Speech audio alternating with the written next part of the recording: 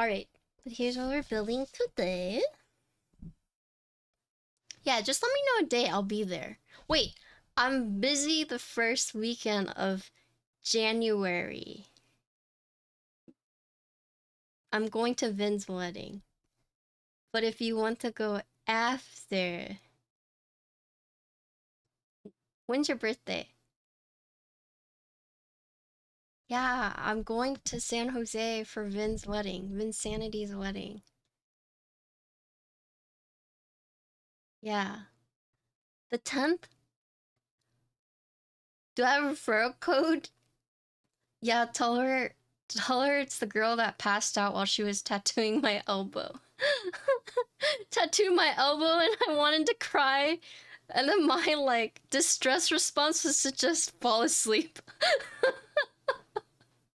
My body's like, this is really painful. Just go to sleep. Because I was laying down.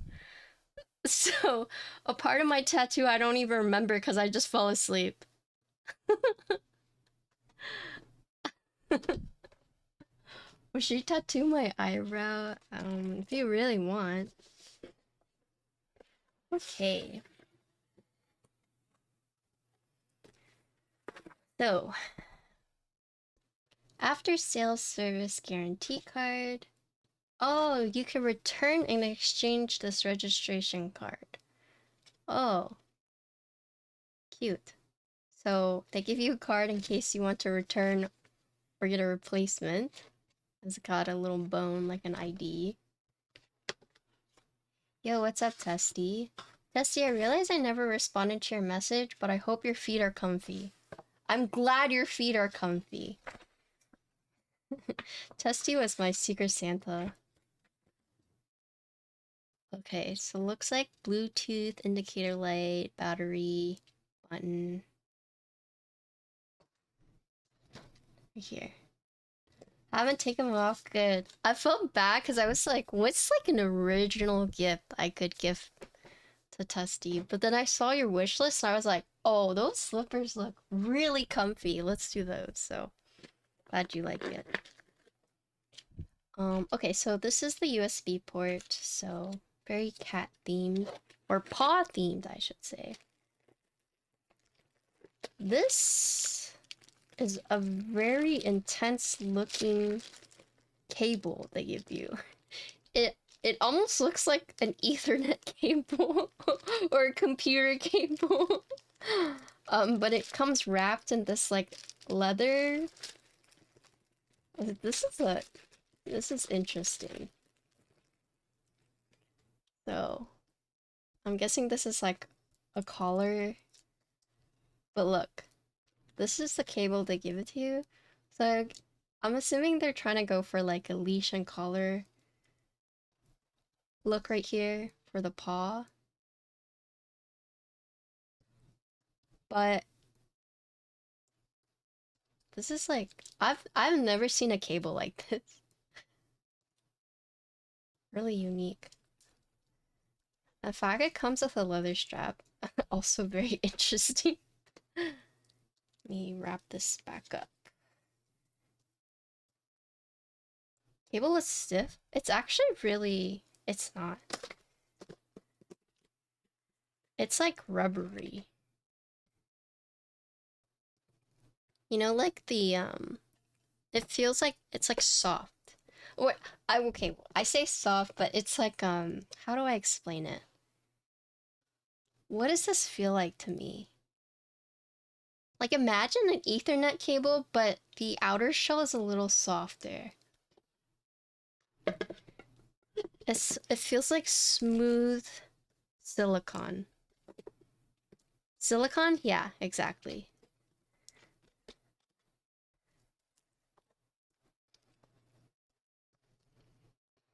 Are these the Mulgrave cords? I'm not sure. This is by Chilkey. Feels bouncy? Yeah, a little bit. I have a charging cable just like it? Yeah. So that's what you get. They do give you the tools for the build. So we can see there's a switch puller, there's a keycap puller. They also give you the tools you need to assemble, disassemble with some extra parts. This is for the connectivity. I'm just going to keep it in here. So right here is the top piece. So this is like the diffuser up top. Also acts as like the ears. And here's the keyboard. Okay. It's pretty heavy. Keyboard. Yo, what's up, Lydia? Okay. So here is the keyboard. This is dual toned, so you can see the pink inner, and then you have the purple outer. So it looks like all the foam is in there right there. Comes with the stabilizers. There is a knob right here. So the ear, I'm guessing, would slide up on here. We'll have to disassemble it and look at it. But yeah. And then look at the back. So it is a paw. Oh, this is actually soft. So cute, yeah. This part is soft. This is also silicone. Not the entire thing, just the toe beans. Just the paw. Okay, so the feet are also silicone, so similar to how the cable feels. Yeah, the ears right here. So here's the keyboard, and then you would put the ears on. So it's like this, and then it lights up top, from what I understand. But I mean, you have to assemble it. But this starts at $99. $99? This is the bare bones one.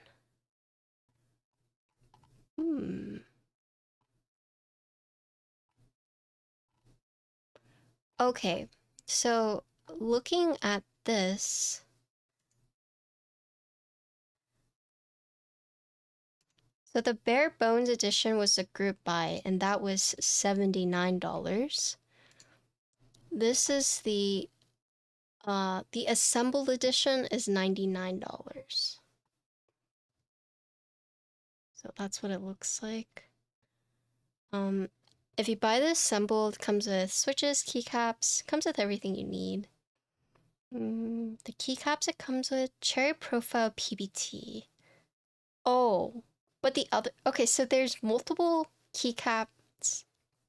So the purple one comes with cherry profile PBT, but the pink and the rose is a DDA made with PC plus ABS material. So it kind of looks like this. I'll show you guys. In case you guys are like, what the hell is she talking about? So right here. So this one comes with the PBT, and this is the cherry profile. But then this one and this one come with DDA. So it looks like a round instead of like this. It's like a round top instead of the square top. And then it's a mix of PC and ABS. So it's almost like translucent.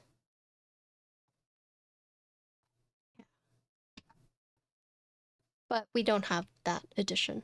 We just have we have the bare bones, which I guess start at $79.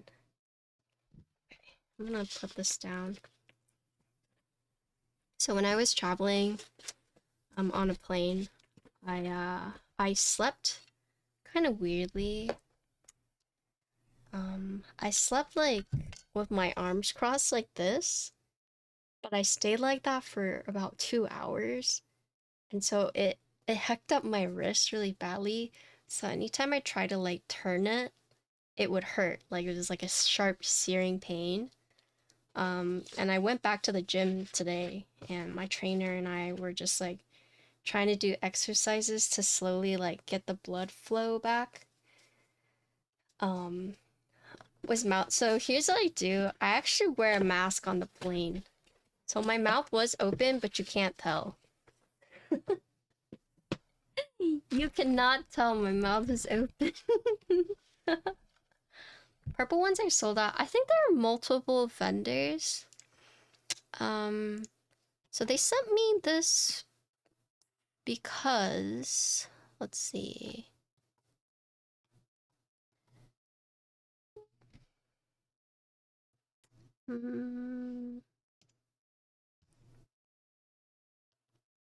Here. You can actually buy it here.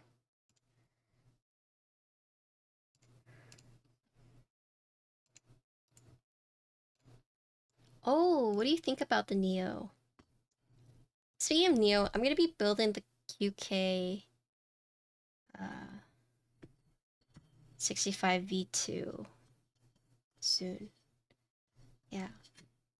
Yeah, so they have this in stock that you can buy it. Starts at $79.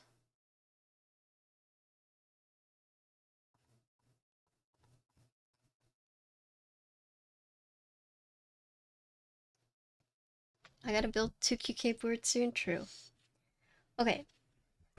Oh, so now that the box is out of the way, we'll just have a look over again. So 2-tone board, it comes with a stabilizer. There is a right hand, top right knob. It has a blocker to 65%, so you will have an arrow key cluster if you want. Here's the side. So it's very curvy.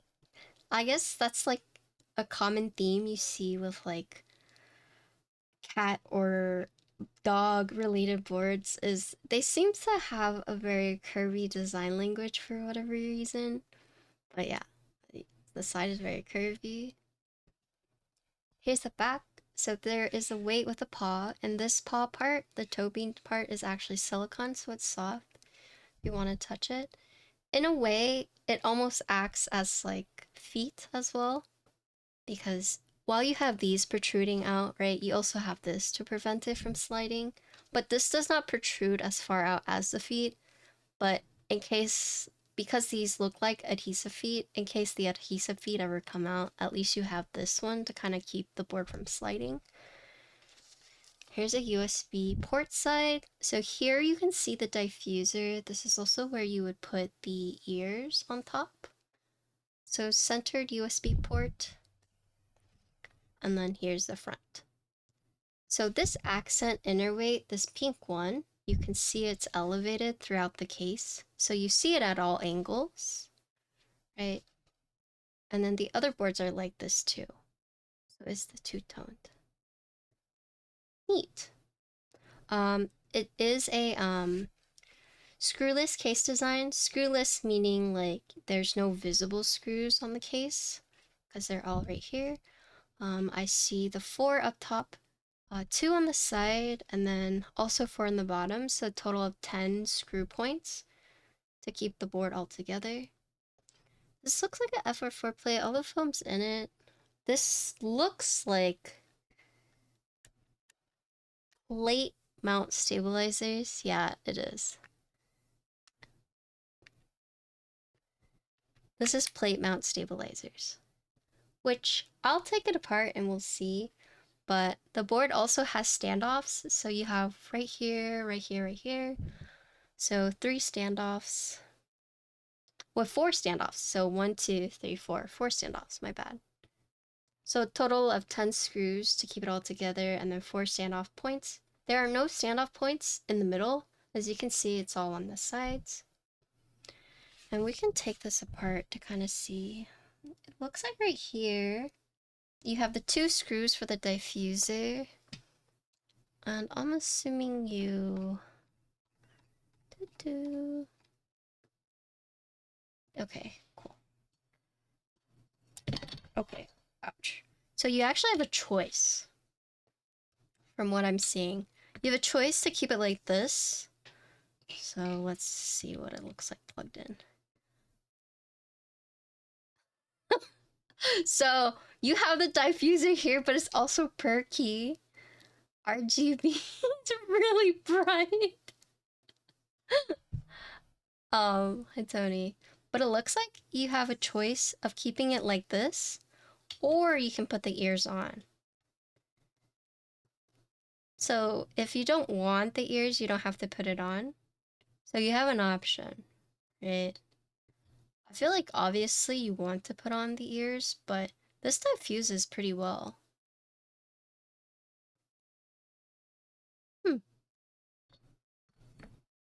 So we can put the ears on this one, but here's what the earpiece looks like. Oh, here. Hello, marshmallows. My camera is struggling. So it's actually hollow. I don't know if you can see that, but it is hollow on the bottom. Like that. Neat. Alright, let's take this apart. I feel like keyboards these days are getting so like... How do I say it? I want to say like crazy, but for the price points, a little bit.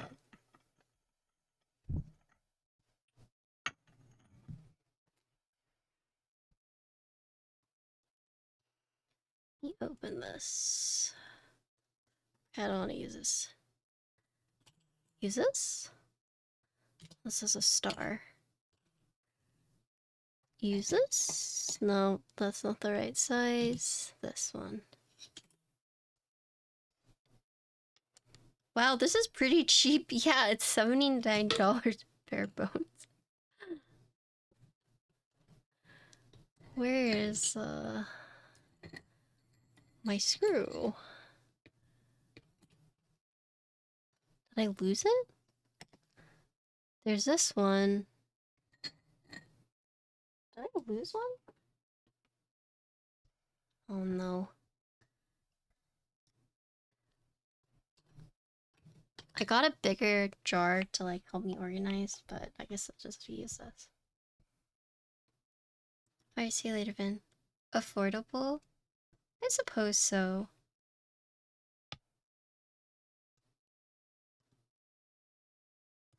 I mean, you know, some people would actually not call like anything above like $100 affordable. So I think it's a weird thing for sure. I think if you're used to paying like 300 plus, you're gonna be like, damn, like, like $80 is cheap, right? But to the general, I don't want to say general, but to many people, it's like, if anything is above like 50, you would deem it like expensive. Okay. If I take out all the screws, or all the hex, all the things that I have here, surely I'll find the right one eventually, right? But I think I'm missing one. I legitimately think I'm missing one of my tools. It might be.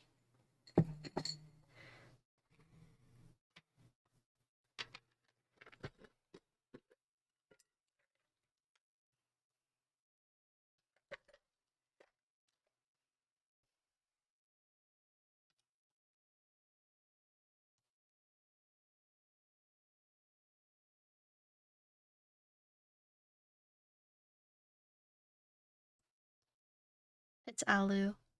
$100 keyboard's pretty pricey for the majority of the public, yeah.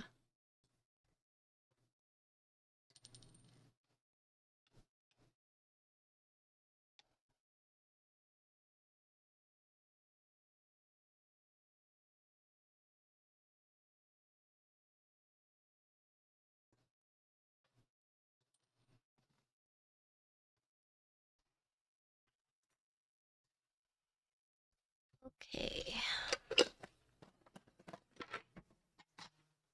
So this piece has this metal frame part, right? And then it also has this acrylic piece. Acrylic or PC piece? Yeah, it just goes in like this. But obviously we're going to use the ears.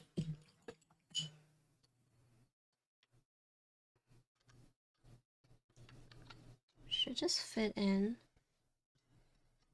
So it's neat. I don't know if you guys can see this,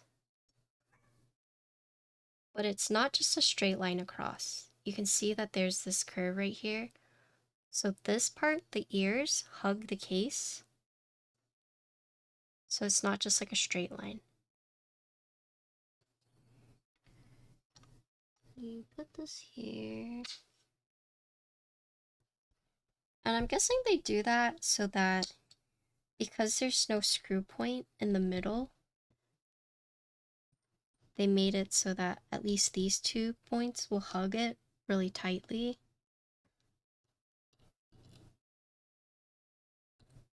So you don't have to worry about like the middle sticking up potentially or having to like put a screw point there. Yeah, they do.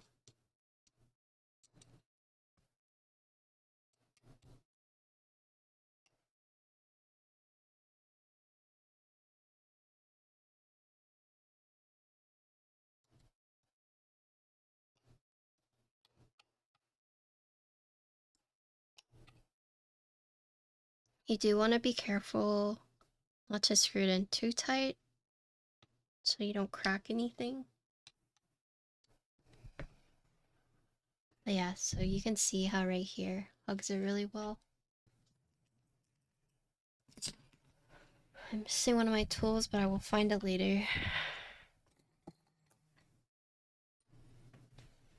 I plug it in now. Boom. Pretty neat. Pretty novelty.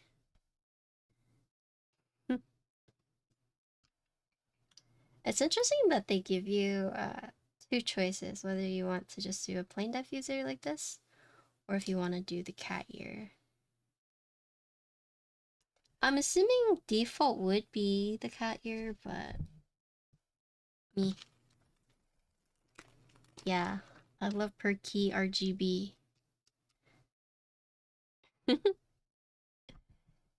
Oh, oh brother. I'm gonna strip this if I'm not careful. Okay, let's just use a different tool.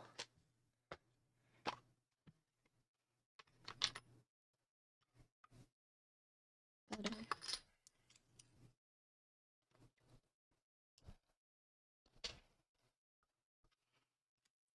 I'm like traumatized by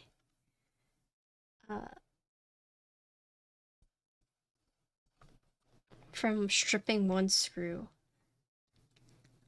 I'll tell you guys a story. So my very first like exclusive group buy that I got to be a part of was the Paw65. I did not have to do the VSO challenge, thankfully. I was just asked if I was interested in it. So that was like the first private group buy I joined. And it was also like the first board I bought that was like really expensive, right? Most of the boards I hadn't paid more than like 300, but that one was like a pricey board because it was like a smaller. But anyways, finally get the board. It's amazing. But then I strip the screw because I didn't realize it was a star and I was using a different one, right? So I stripped it. And I was trying to build it on stream too.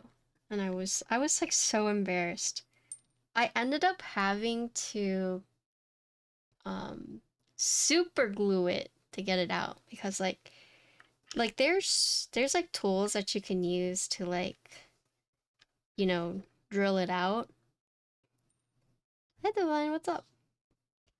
But I didn't have that. I actually bought it, but then ultimately I was like, I don't know what the heck I'm doing with this. And I looked up all kinds of methods to remove a strip screw, and there was like use saran wrap, use like a rubber band, and then someone was like, just use super glue, right? So I spent a couple hours like trying whatever I could to get the strip screw out, and eventually I did just use super glue, uh the threads. So I took like a bit piece. No, what did I do? I did something, but I put super glue on the edge of it, and then I just like put it in, waited for it to dry, and then I was able to like twist it out. So she did. So apparently I was not the first one that had issues with it. I was not the only one, but I was the first one. So after I stripped it, Perry was like, "Oh, I'm just going to ask Popcorn to send out like replacement screws, right?" Um, and then the first time I met Popcorn, I was like, "Oh, thank you, Popcorn, like for sending me out the screws." And she's like, "Oh, so you're the reason why I had to send out replacement screws." One of my first times like meeting Popcorn, I was like, "I'm so sorry." I'm so sorry.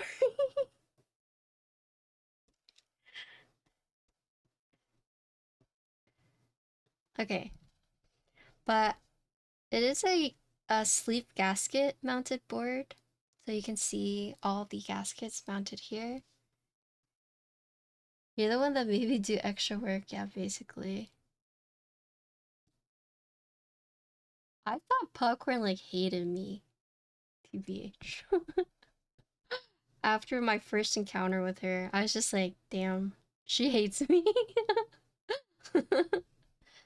So yeah, 1, 2, 3, 4, 5, 6, 7, 8, 9, 10, 11, 12, 13, 14, 15, 16. 16 of the gaskets. And this thing is foamed up. So here is the... Oh, it's actually sticky. Okay, I'll just keep this on. But I will take off the... Can I take it off? Oh no.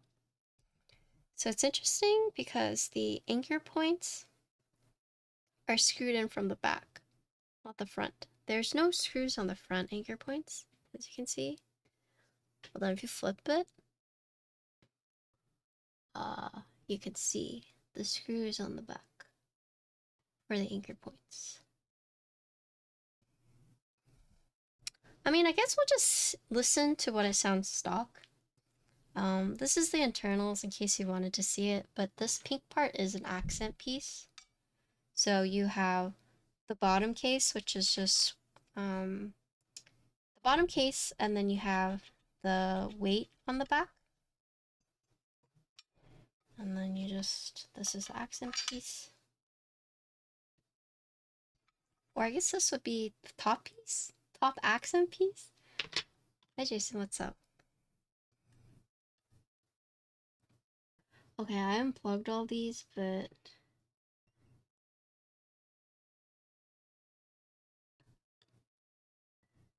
Three. Okay.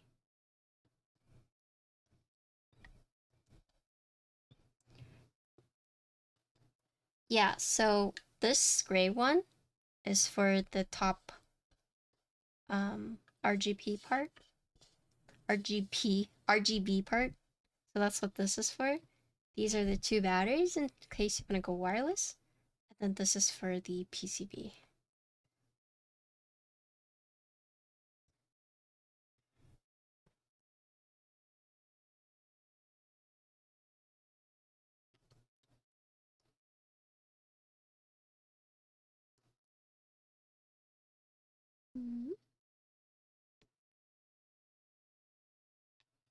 Make sure I get this right.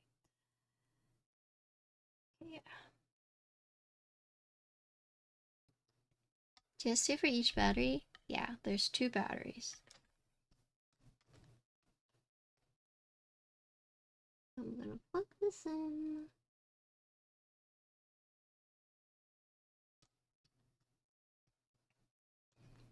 My parents were yelling at each other today because my dad pissed off my mom as per usual, and I don't know about you guys, but I get like I get like really bad like PTSD when I hear my mom yell because I think like I'm in trouble.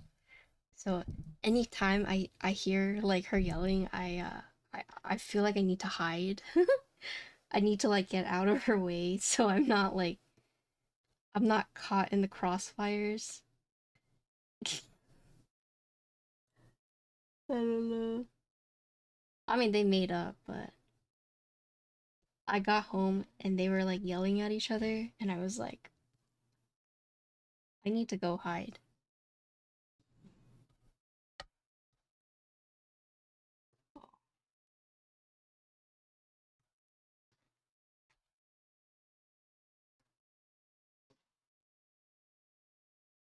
Hold on. Speak of the devil. She's actually calling for me. Oh my god. Hold on, I'll be right back. Oh no.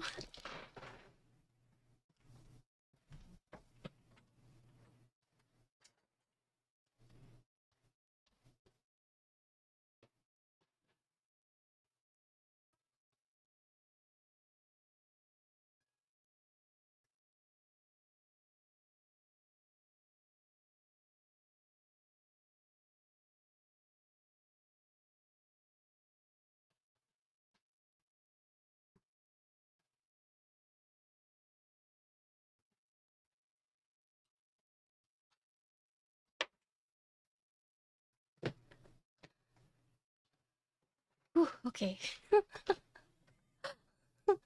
uh, it's because I cooked earlier, but I didn't finish washing everything because I had to start my stream.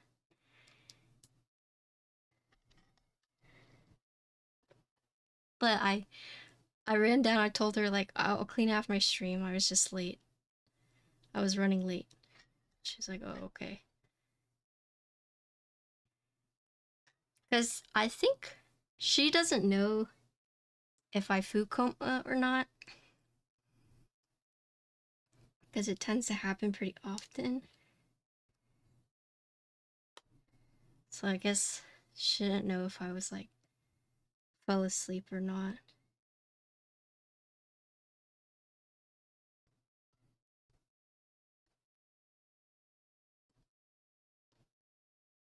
Okay. Lots of cables.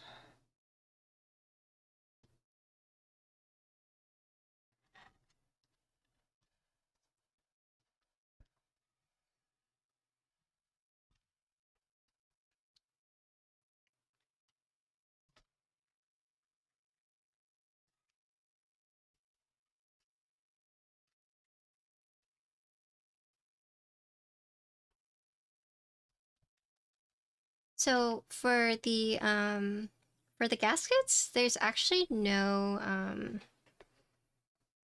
what is it? It it just fits in.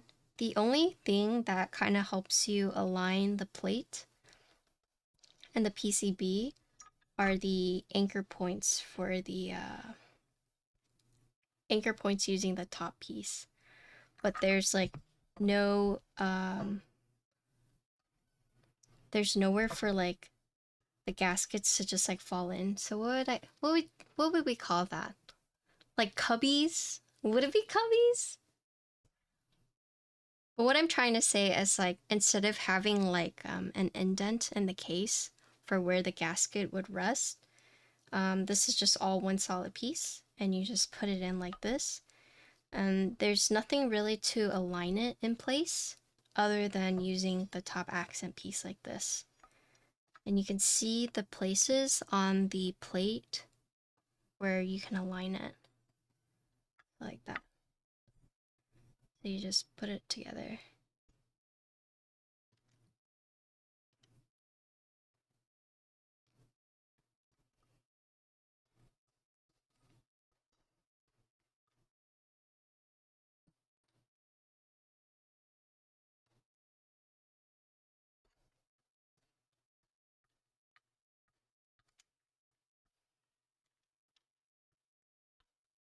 I wanted coffee and my tap water is coming out brown? That does not sound safe, like, at all. What the?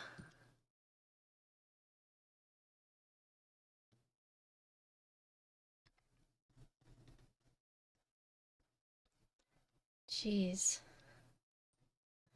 Looks like they already turned it to coffee for me. True. Have you guys seen that straw that like filters out water for you? So people take like it looks like a straw, but it's like they go to the swamp water and then just have a bucket and then you watch them pull it or use a straw and it just like filters everything. Is that what it's called? A life straw?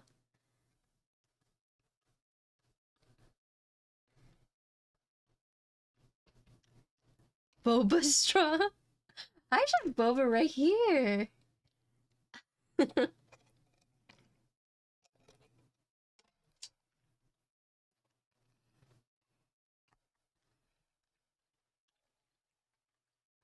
have a konjac jelly though.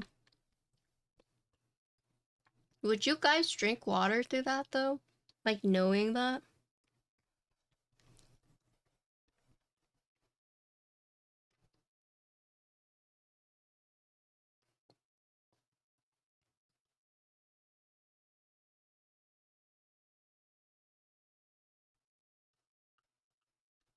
Whenever you go to Michigan, sure.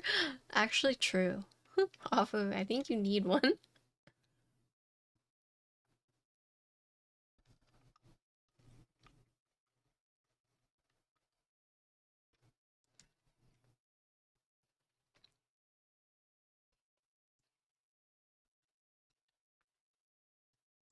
So because there's like no actual like anchor point, you might have to adjust the plate, especially for the knob to make sure it doesn't like rub against anything.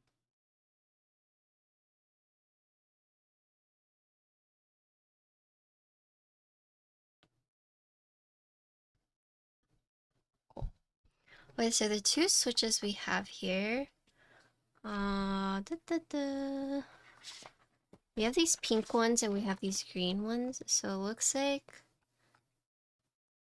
this is the pink Lotus Linear, and then this is the Sprout Green tactile switches. Let's see.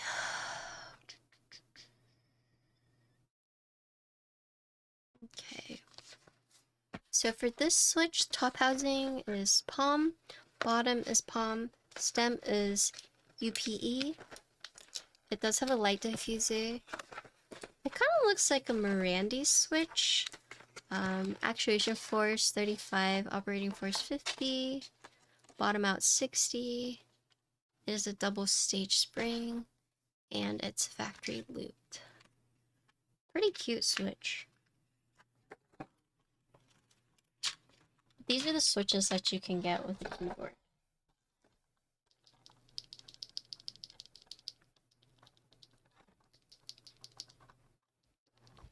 I mean, I guess we can use these. The factory loop is not too bad. And look, the switch case is actually a paw. See that?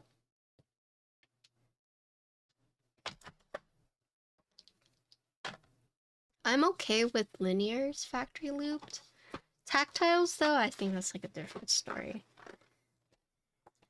Tactiles factory loop are a little more scary, in my opinion. I guess we'll see.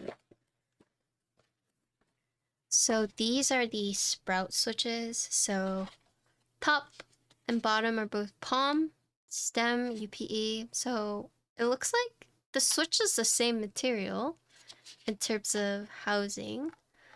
Operating force is 37, bottom mouse is 45, actuation is 35. But yeah, these are also double staged. The springs on the tactile ones are going to be slightly longer by 4 mm compared to these, but these are also factory moved.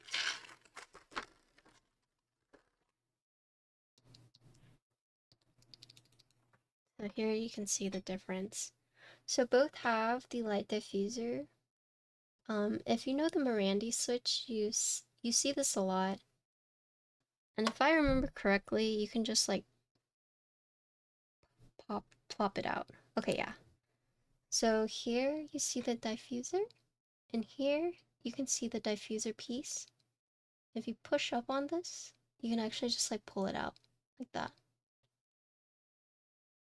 So this has no diffuser in. Plop this diffuser in. So this is like a light diffuser, in case you guys are wondering what it does.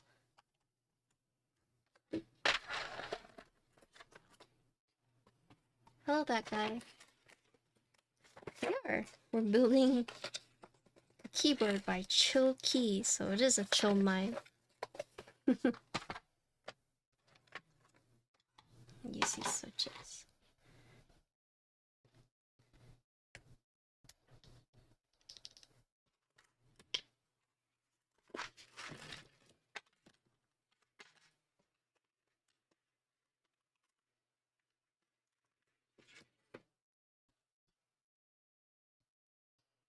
Cat?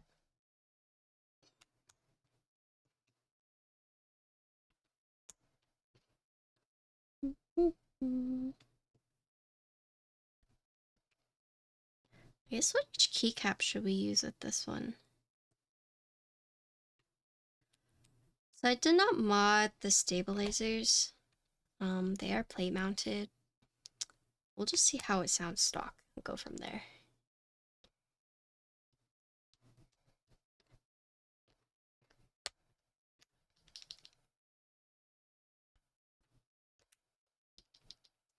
Frost Switch? I actually don't own Frost Switch.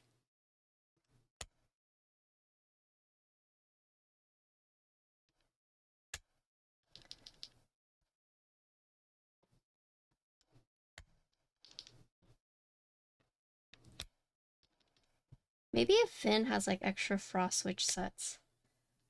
Blasphemy and no. Well, I slowed down on a lot of keycaps.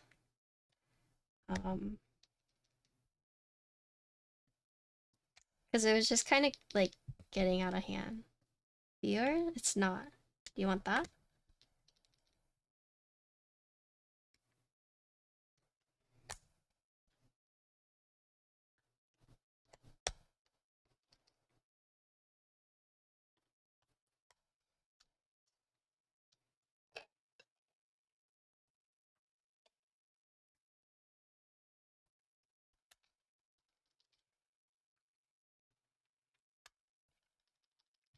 Yeah, Pinku. There's actually still some of these in stock.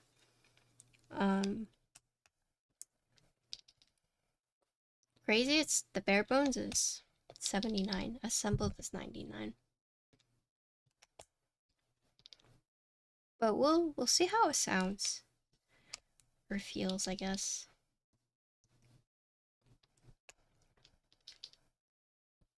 This kind of reminds me of the Zoom 65. But it has like cat ears. A little bit.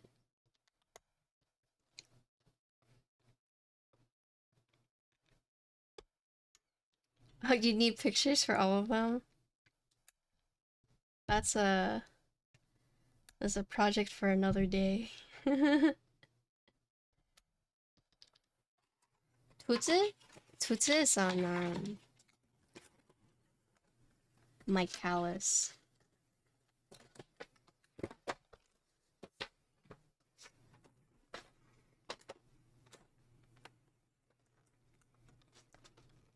I was listening to Jay Chow in the car,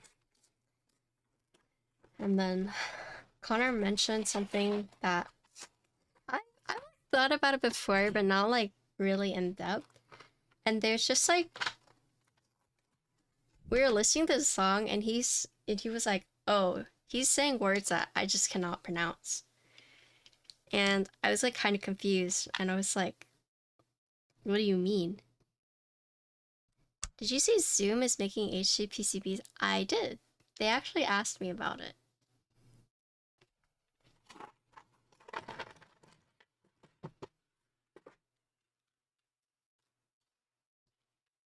I'm posh, yeah.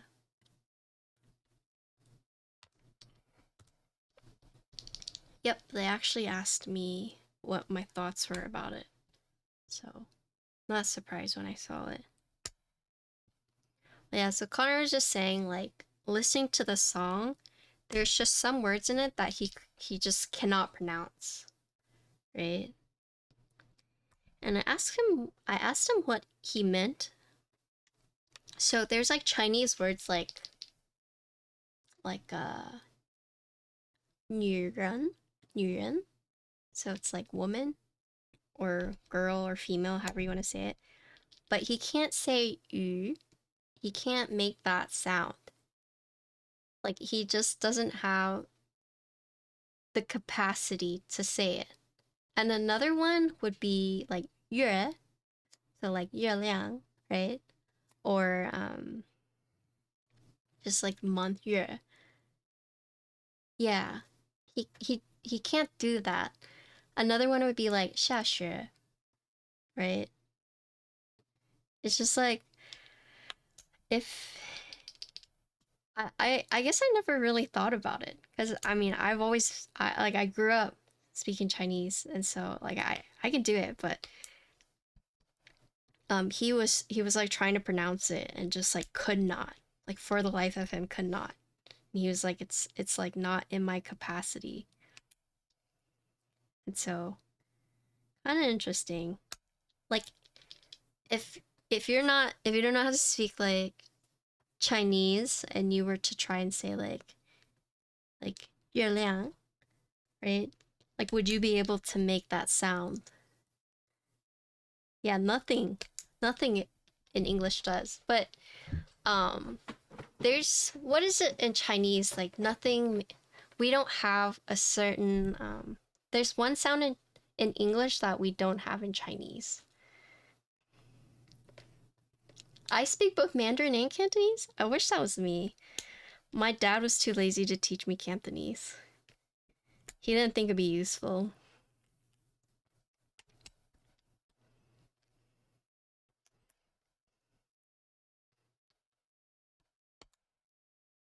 Or is it Korean?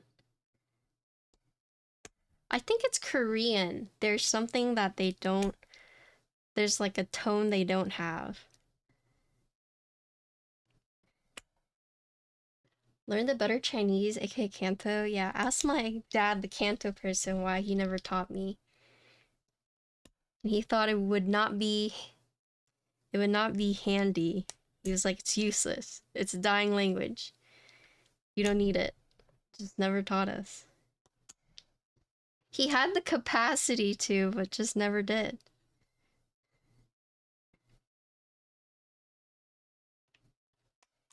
Yeah, it is handy. Oh, maybe. It might be.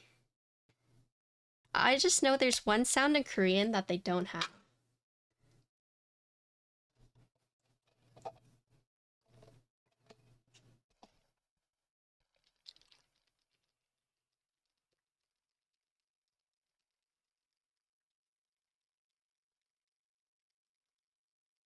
You guys want posh? Dreamscape is on my other keyboard. Should I just put Dreamscape on it?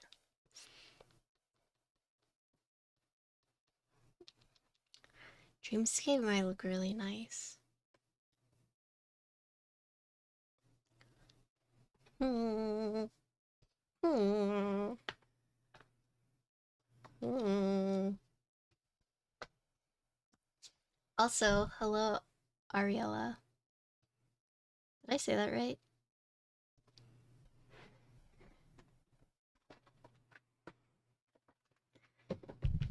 Dreamscape? Easy transfer? Yeah.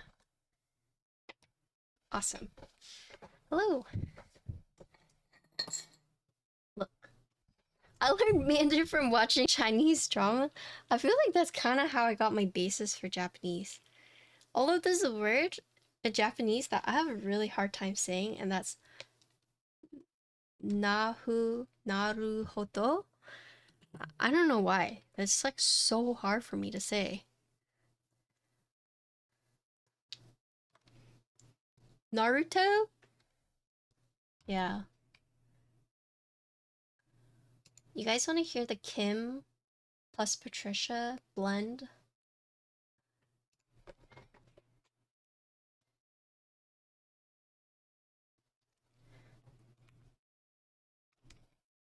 Oh yeah, my mom's from Taiwan, so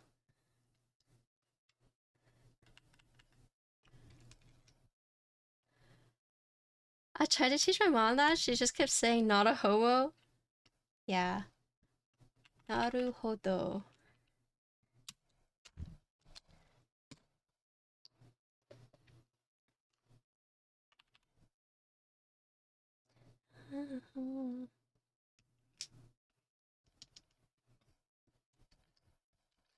Oh, did you build your first board?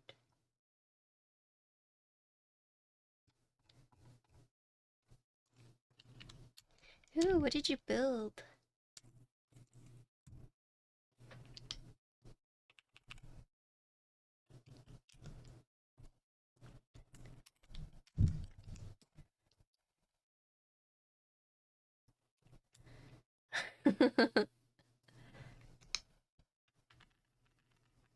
Oh, an icky.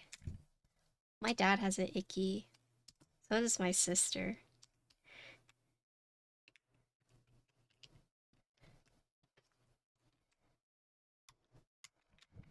Whenever I play this song, Couple is like, this song is about sex. It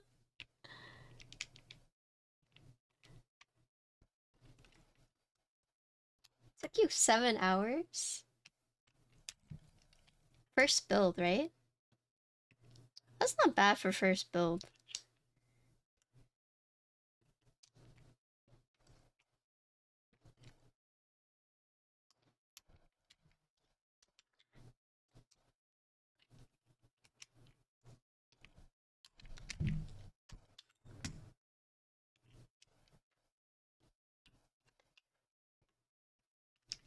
Yeah, yeah, that makes sense. If you're trying to like mod stabilizers, especially if you have people in your chat telling you um like it doesn't sound right, because I definitely think ignorance is bliss. um in the sense of like uh, you know, it's like you don't realize that, yeah, you don't know how to put it on, you don't know how to mod it. uh yeah, stabilizers I think is actually the the hardest thing to learn, in my opinion.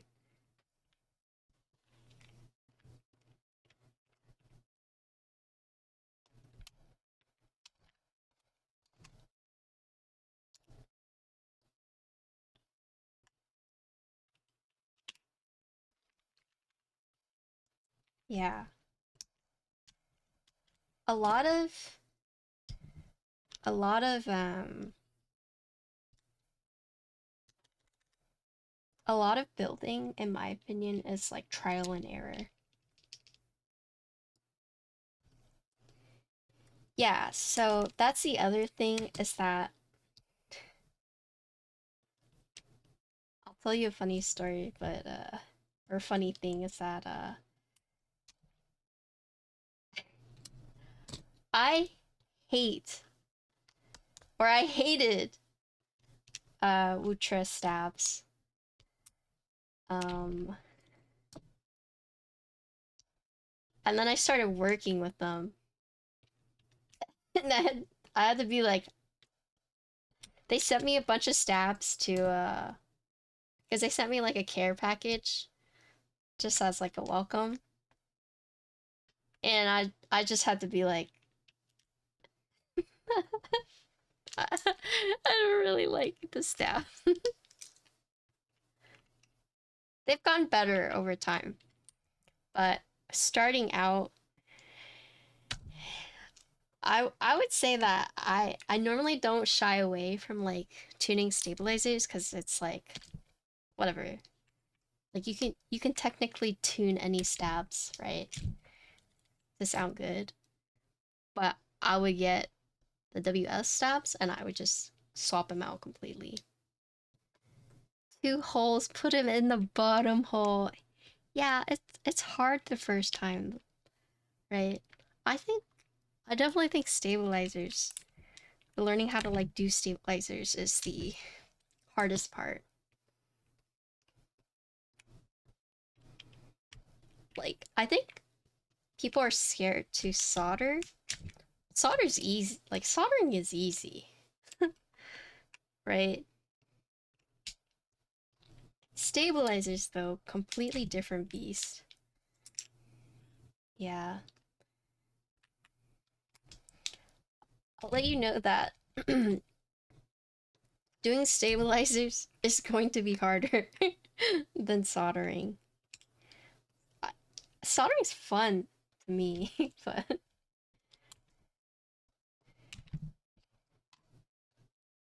I mean, of course you want to like be careful, but I think it's that fear. Yeah, desoldering is not fun for sure.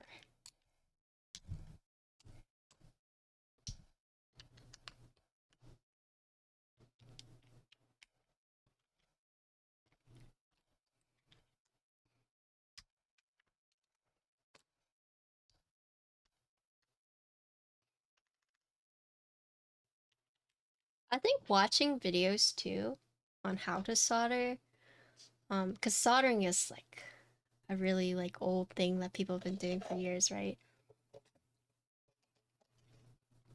But after you kind of after you do it like a few times, and you're just like, okay, that's not bad. Okay, no, you're fine. Congrats on your first build. I hope you enjoy it. The boyfriend is meowing instigators. Stop.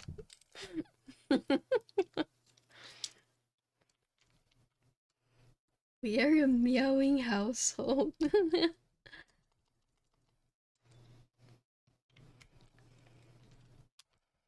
Yeah, okay. See you later. Thanks for stopping by.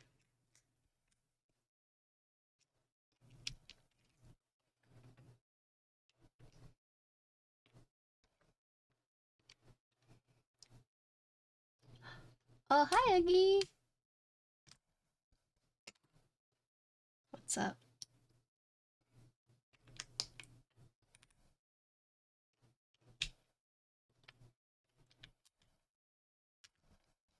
I'm gonna meow at Connor when I see him. Oh, in January?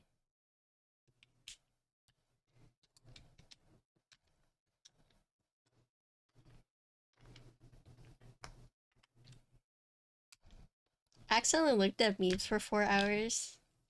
That's like me and TikTok. In the middle of the night when I start watching TikTok, Mason gets like spammed.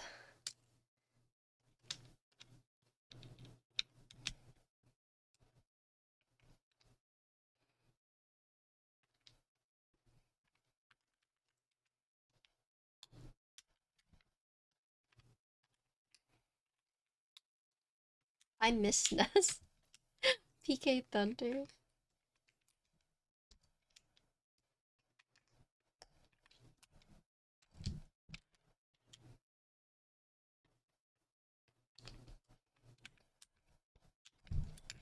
my god.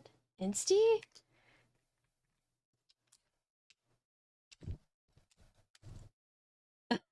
I know, right?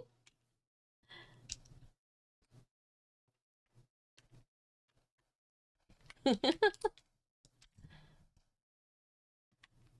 did I say? Nothing. Who knows?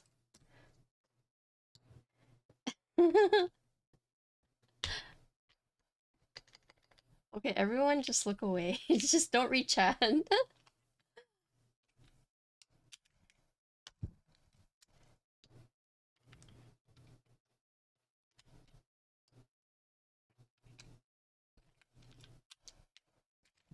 I feel like you can really tell which songs are Kim's and which ones are mine. Oh, you want it? The song? It's Die For You by Joji. It's one of my favorite Joji songs.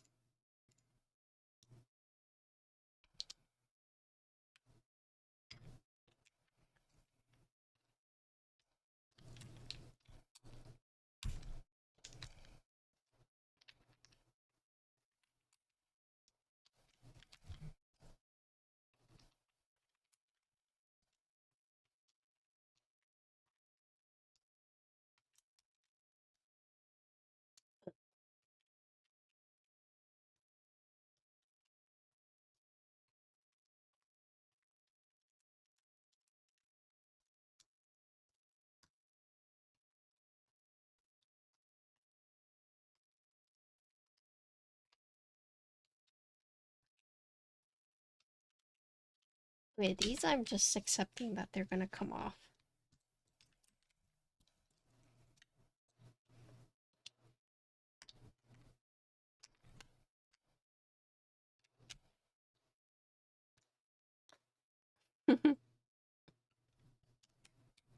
This is XG.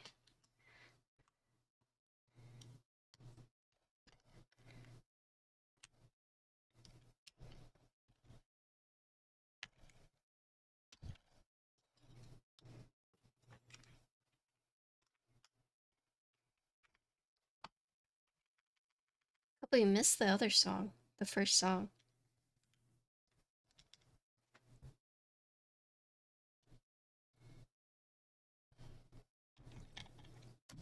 When's the next Dave Chronicles? Good question.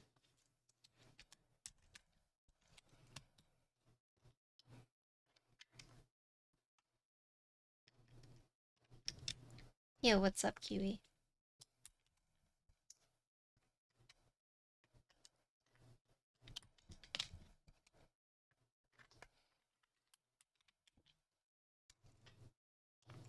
Yo, Kiwi, when you get the chance, can you send me the ginkgo dust mats? But no, you're good. Everyone's been really busy lately. Keep this on so I don't forget it.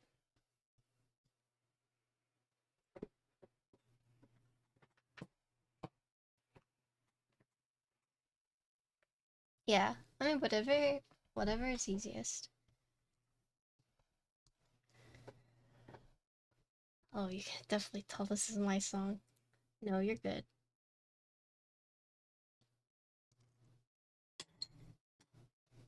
I'll just fly to Texas or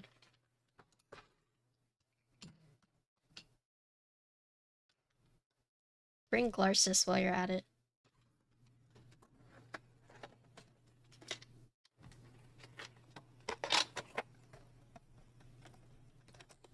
I like this first part of Me Me Me.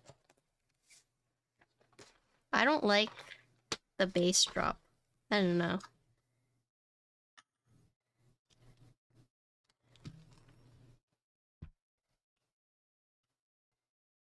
I'm not his agent. Yeah, he's 1 million subscribers now. He doesn't know who we are anymore.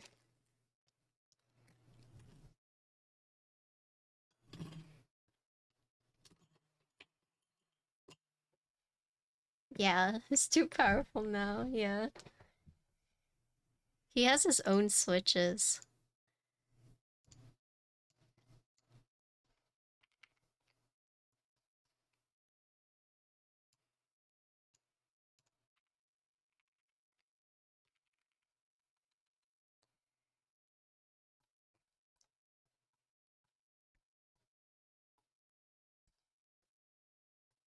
Magic Girl?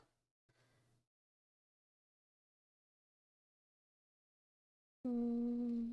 Is there a good theme for this? Pastel? Maybe. This is really hard to see though.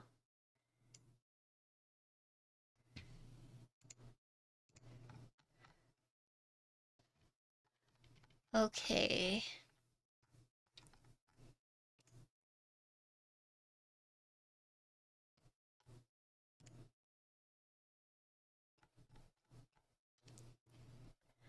So this one is with the pink Lotus. Oh, hold on. FR4 plus pink Lotus switches. All foam.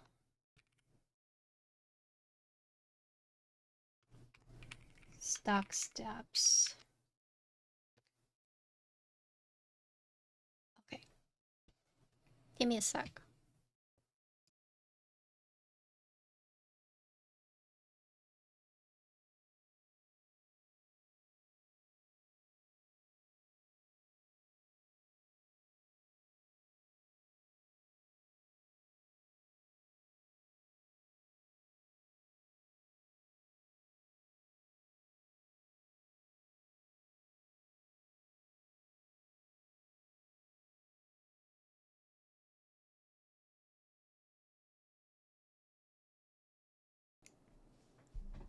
Yeah, it is.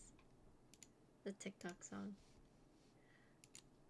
Okay, sorry for interrupting. But this is the Paw65. This is FR4 plate over foam, and we're using pink Lotus switches. And these are stock plate stabs. I haven't modded. I haven't done anything to the board. This is what you get from, like, straight out of the box.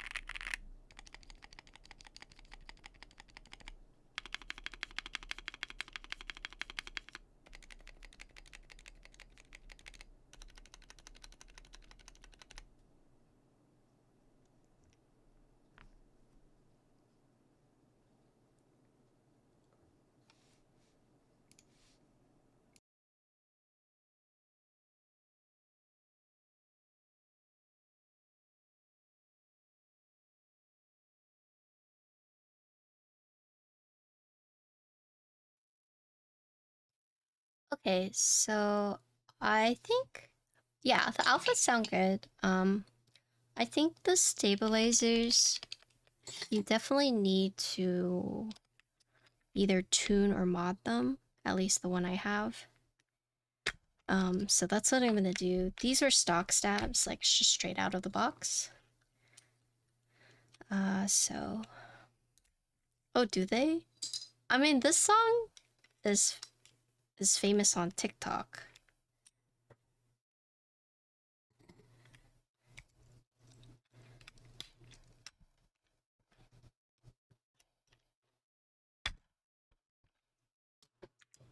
Goodness gracious.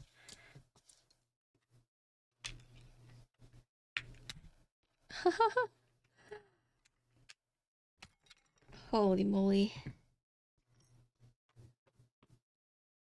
So, I'm gonna have to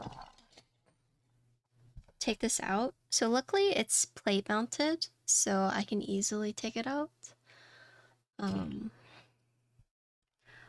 But I would definitely recommend tuning the stabs.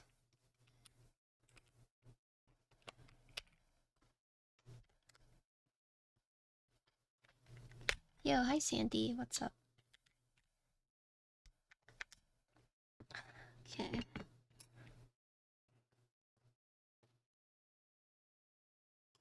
I like your hair, thank you. It's like all faded and washed out. I've been too lazy to go back and re-dye it.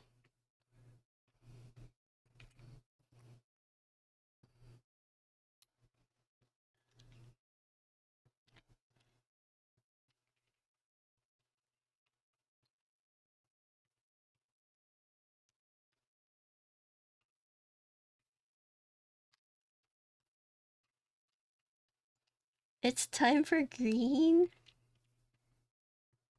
You guys want green hair? Is anyone actually close to the hair color redeem? Big Hero 6 themed area plays a bunch of Japanese music. Nice. For those who go to Disneyland like often, what's like the appeal? I'm like curious.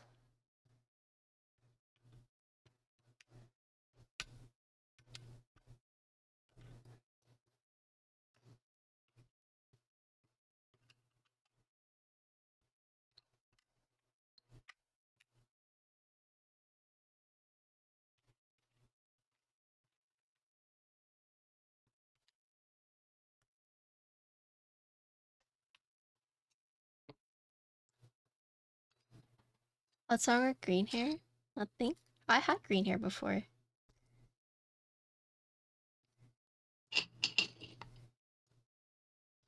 I've had every color hair, I guess.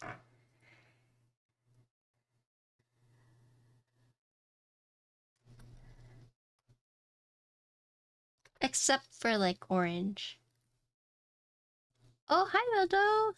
I was lurking in your stream today. I was watching you do the duo stream.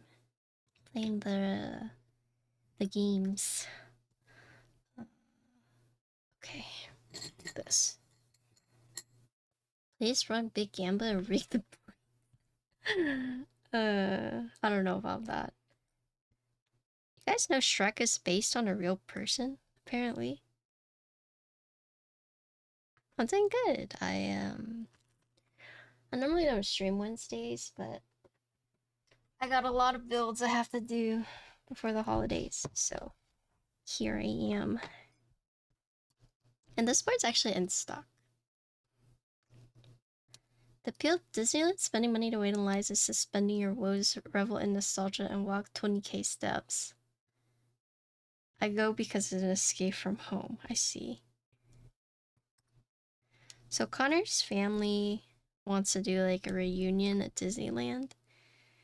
And his like aunt and uncle apparently just like go to Disneyland by themselves, like without their kids, just for funsies. And they were like wondering like what the appeal is, and I was like, I don't know, I've never been. I could not tell you.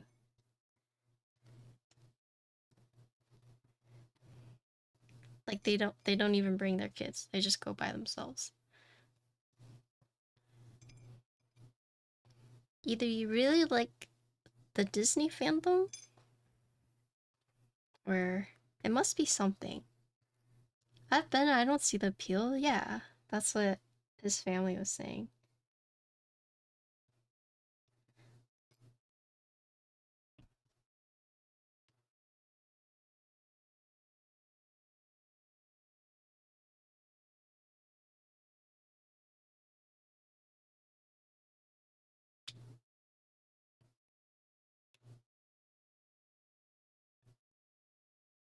So I'm clipping these. I'm snipping them.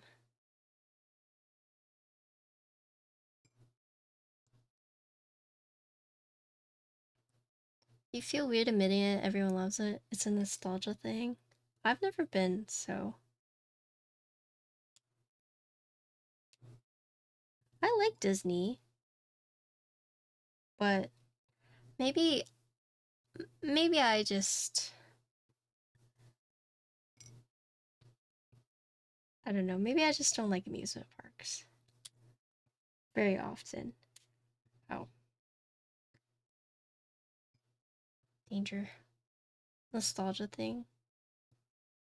I've like Six Flags over Texas by me. I've never been to like any Disneyland or anything like that.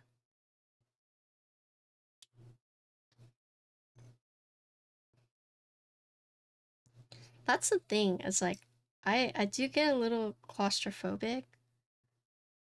Like going to concerts, like I love going to concerts, but I also hate it.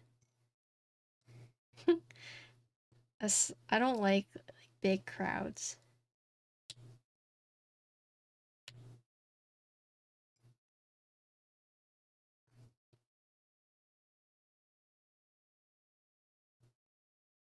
Like I can do it, but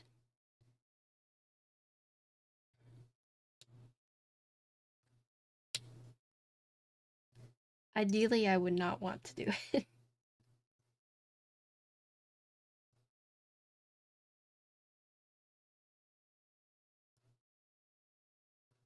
Okay, this one is a Kim song.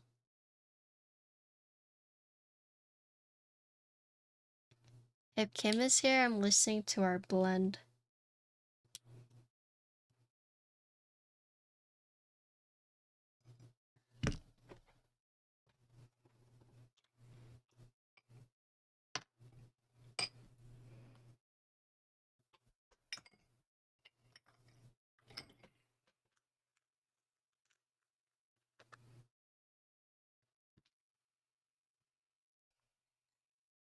Thanks for follow.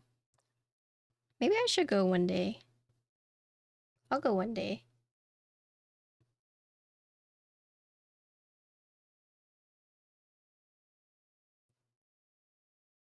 But I typically don't like amusement parks, so.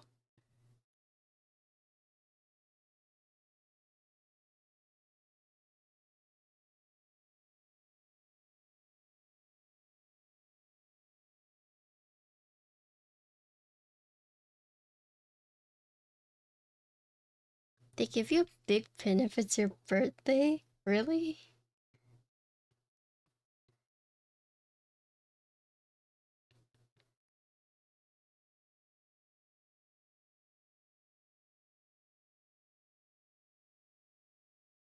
Yeah. Oh, you can't do it all in a day? Like it's a multiple day thing?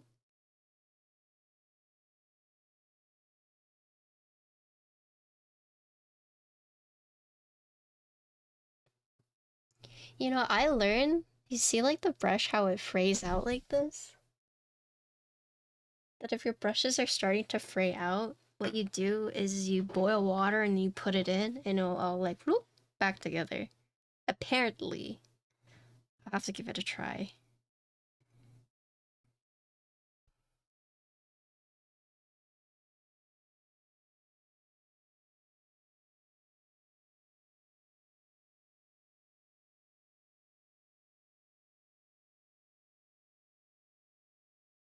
Hell exhausted halfway through the day.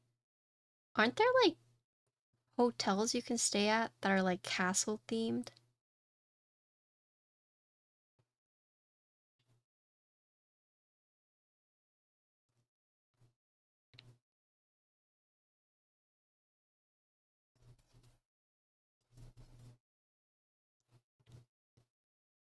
$750 an hour? Minimum 8 hours? That is insane.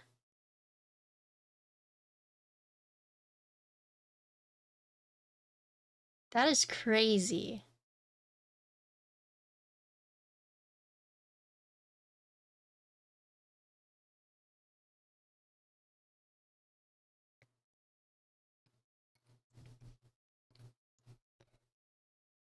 Yeah, per person?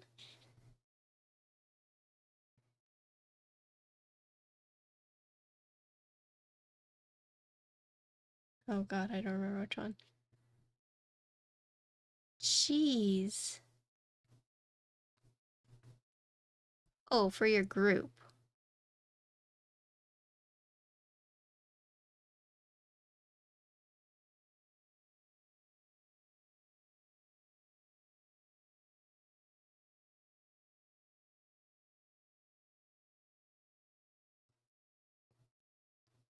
Oh, okay. That's like out of my tax bracket.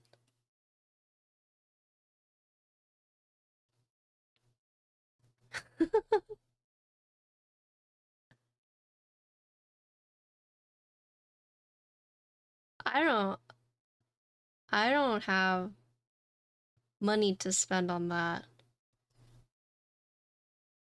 If I did that, I would have no more money for resin.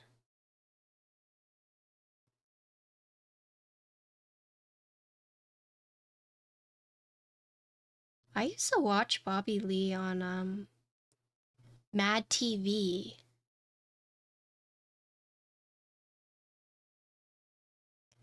Wait, is Wonka a Disney film?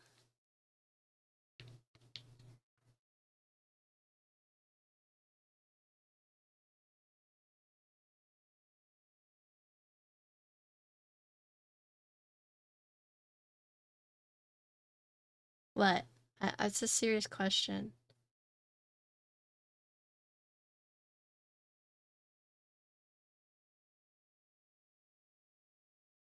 Warner Brothers? I see.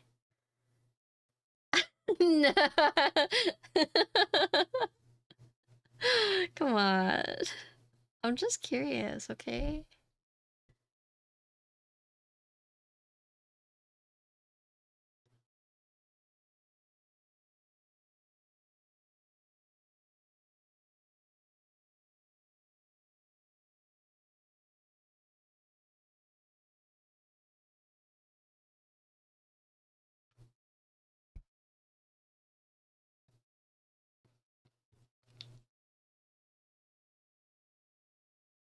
But what if I did? If I told you guys I saw Timothy Chalamet, would you guys believe me?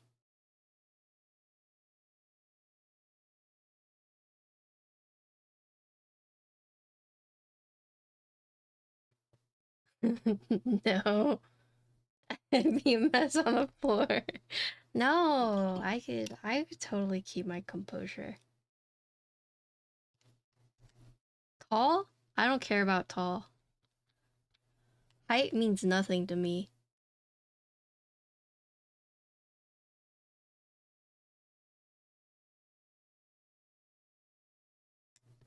He's not very. That's fine. Like a leprechaun? That's fine. I ain't hating. He's 5'10"? That's as tall as Connor. That's fine.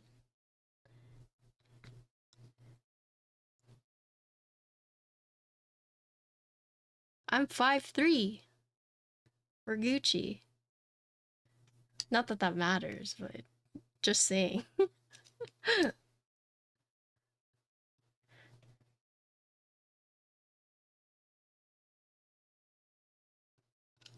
Who is this? Johnny? Who is Johnny? This is Kim's song.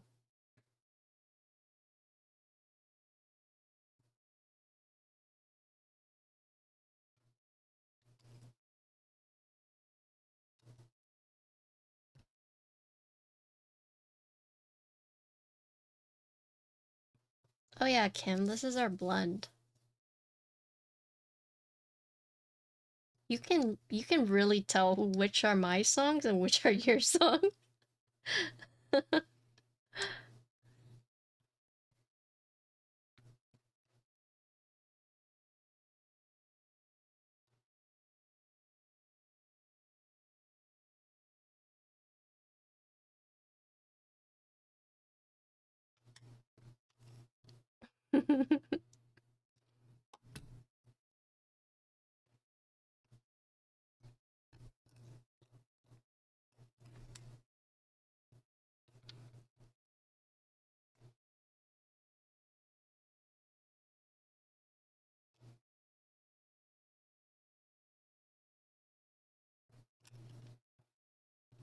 If I ever met Timothy Chalamet, I want to tell him how when I was on Korea, I watched Call Me by Your Name, and I might have scarred a little kid while watching it. I might have taught that movie might have taught that little kid something they're not supposed to learn until later.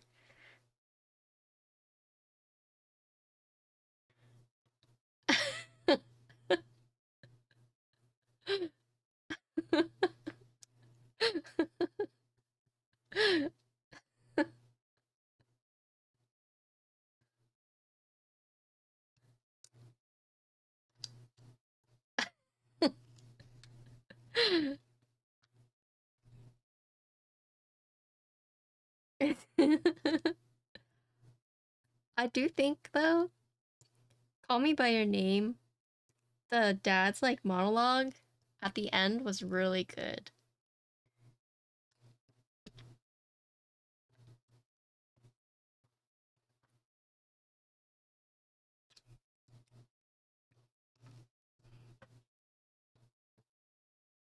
Yeah. Probably like one of yeah, yeah. Like the end. Yeah. It was really good.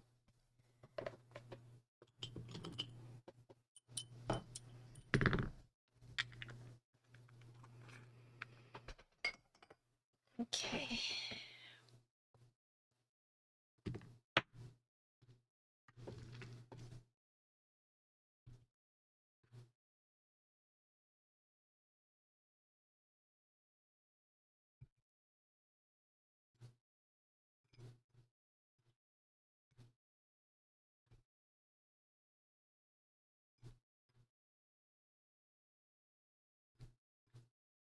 Whatever happened to Arnie Hammer? Didn't he like I know he kind of had something similar to like what happened to Johnny Depp happen to him.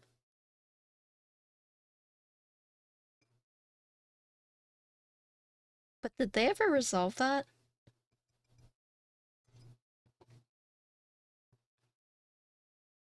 Yeah, like he kind of dropped off. No, I like that movie a lot. No, so he had someone he was like dating who accused him of like bad stuff, but it was like disproven, but kind of like the whole Johnny Depp situation where like they were very quick to cancel him before he like, you know.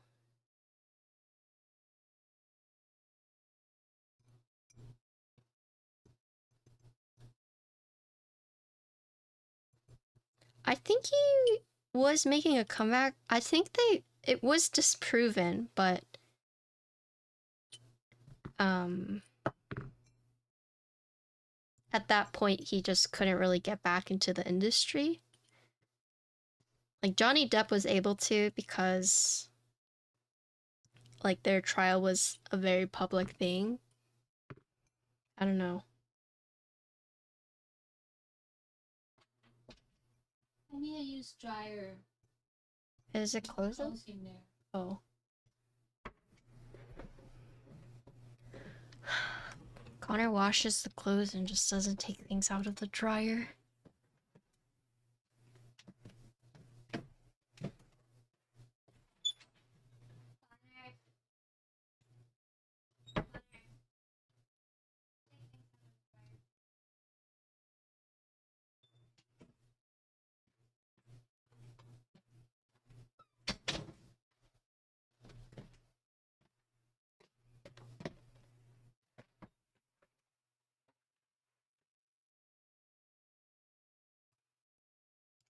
Yeah, I don't know. I would have to look it up, but I did hear that he was going through something like similar to what Johnny Depp was going through.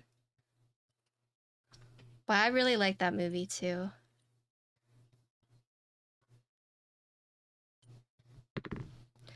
Uh, Bones and All. If you haven't watched Bones and All, I also really like that one too. Okay, it's not necessarily because of Timothy Chalamet. It's the director's very good, okay? Not necessarily because of him. It's just I like that director too, obviously.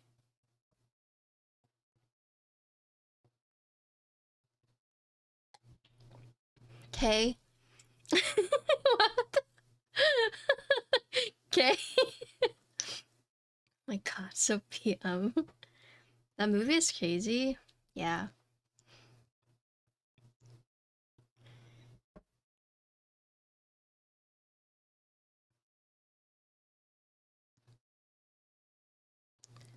I have three different people talking at the same time. I don't know what we were talking about. Who are you watching, Alvin? Don't worry, I'm talking about Timothy Chalamet, so you guys can tune me out for the next like 5 minutes. I understand. I won't be offended. Go for it.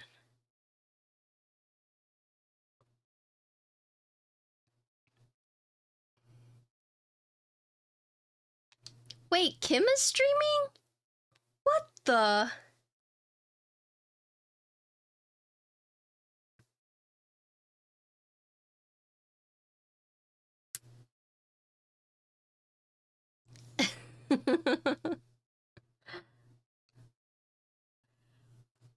Oh, how is Kim streaming and in my chat?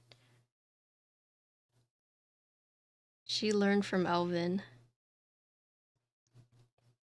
I am like not big brain enough to do that.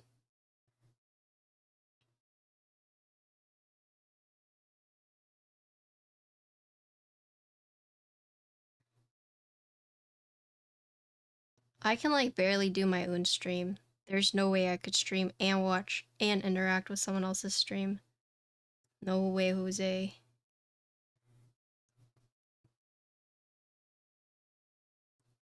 If I remember correctly, I didn't like Timothy's towny pink hair and bones and all. Yeah, I could see that.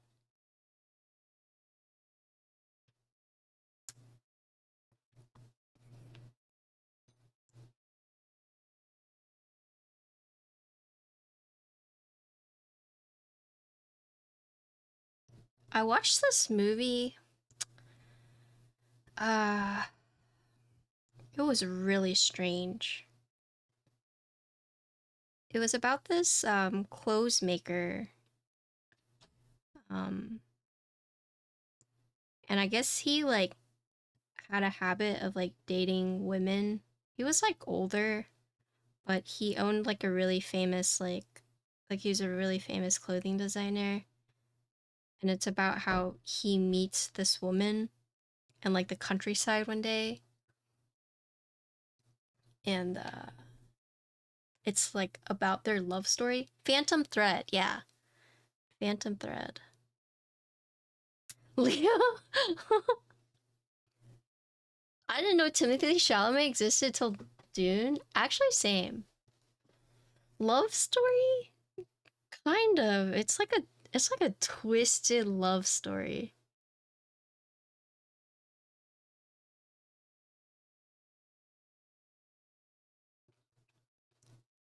Yeah. I watched that on the plane. And so if you guys kind of like, it's a slow burn for sure, but there was that movie. Daniel Day-Lewis. Jason probably knows. Thanks for the follow.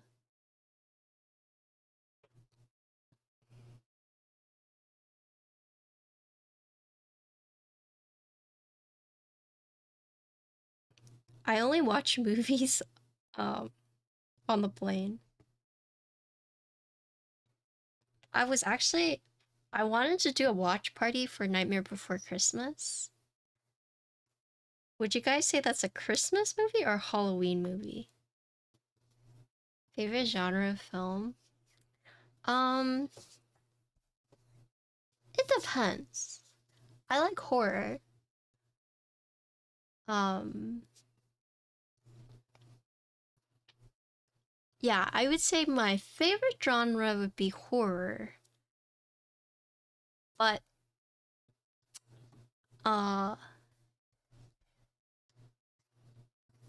I don't know what's wrong with me, but I like really unique slash messed up like animes. Uh it doesn't necessarily have to be horror, but with like horror themes. But at the same time, like it's hard to explain. But I would definitely say it's cerebral. Well, that's the thing, is that uh like what? So I would say I really enjoyed watching Made in Abyss. And like in terms of movies, there was one movie I watched. It was like a short it was like a series of like short films. Um I just like really weird movies, right? Or like really, I don't want to say like deep, but like emotional, I would say. So I did like Call Me by Your Name a lot. Five Nights at Freddy's. um, I'm trying to think like an example. I will say there was one movie that I hated, but I thought it did a really good job doing what it did, so I could respect it. And I think that was what, the one with Adam Sandler, something Diamonds or Uncut Gems. Is that what it was? There was one Adam Sandler movie that like I is it Blood Diamond? I don't know. It's the one where he's like gambling. It was one I just could not finish. Uncut Gems, yeah.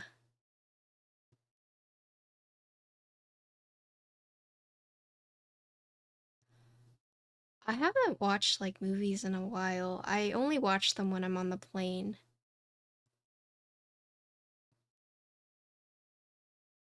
Uh I watched Boy and the Heron, and I don't want to like give any spoilers, so I won't say it, but that was definitely a interesting movie.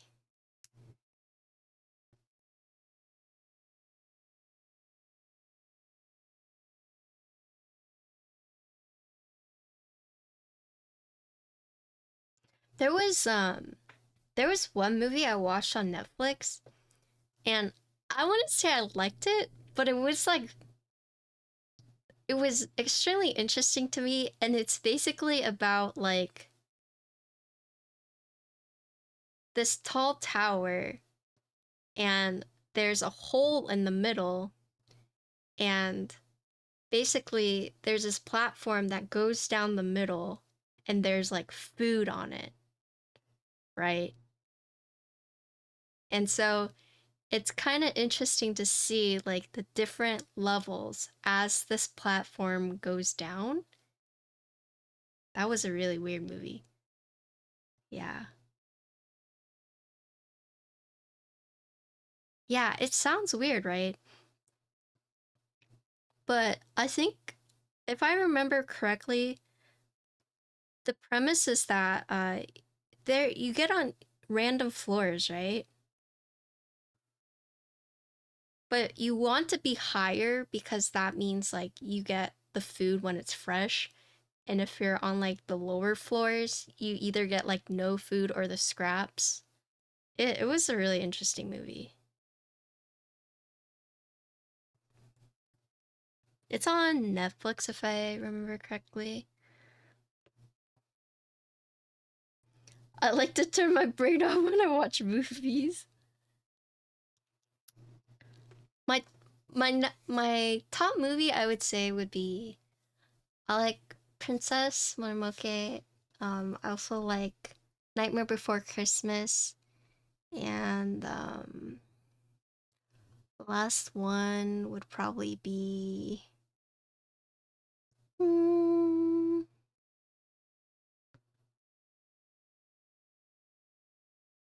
I don't know. I have to think about it. I watch a lot more animes than I do like movies.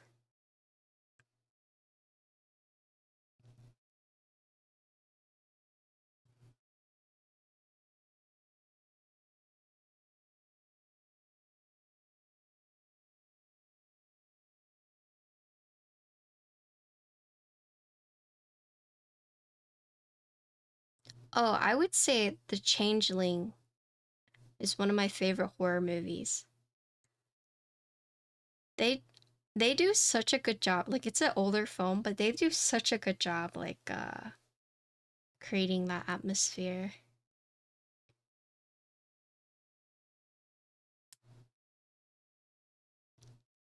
Oh, that reminds me of this TikTok.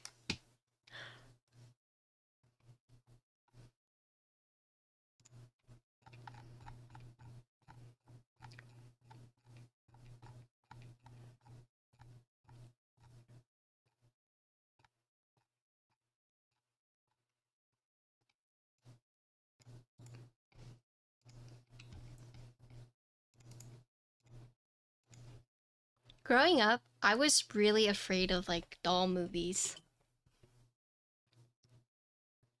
Just like dolls freaked me out. Like I just could not do dolls. Not necessarily like Chucky, but like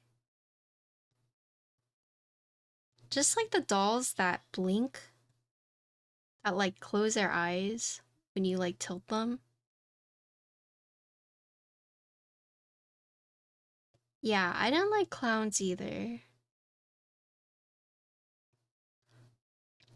But I think one of my biggest fears growing up was when I would shower and I would close my eyes and then opening my eyes and having something be there.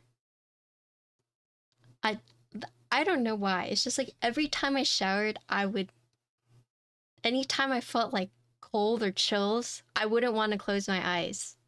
Or I would keep my eyes shut and I would do this to make sure nothing was in front of me before I opened my eyes, you know?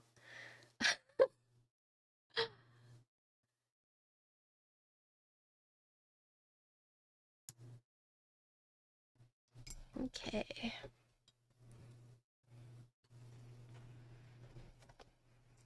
Coraline.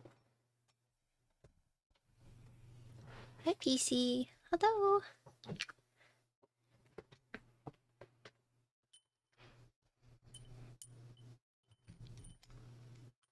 There's one movie I watched, one horror movie that I watched that really like messed me up. Um,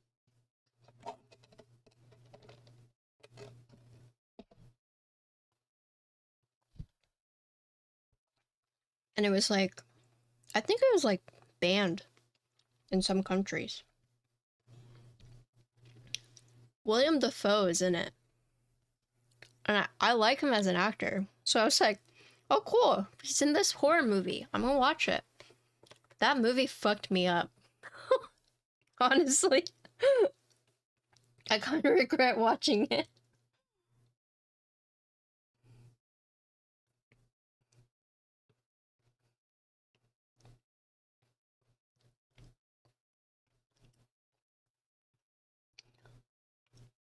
It's called Antichrist.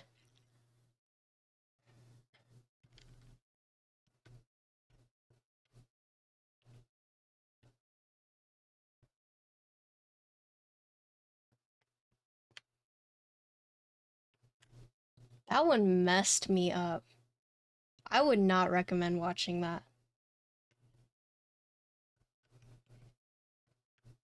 It's it's about grief, losing like a child. Um but it's just like the way they lost the it's about loss, but it's like it hecked me up for a while watching it.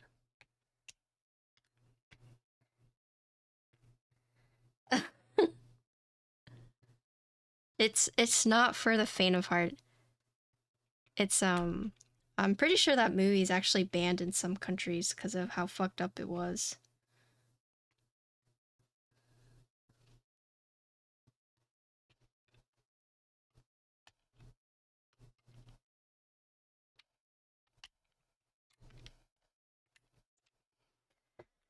Oh, okay.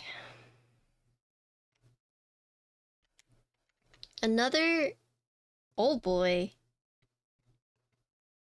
The Audition. Oh my god, why are you naming all these like crazy Asian movies? True Blue. Yeah. Yeah, the Asian horrors are really bad. I feel like watching like the old school animes and watching the animes now, it's like when like Goblin Slayer came out and like people were like shocked. I was actually like a bit desensitized because I was kind of like, oh, this is like very reminiscent of like old school animes, like the shock factor, right? June, yeah,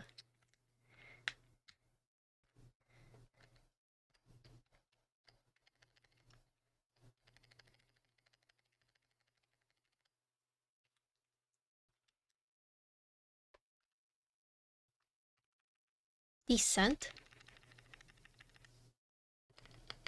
Is that the one where like the hole in the mountain?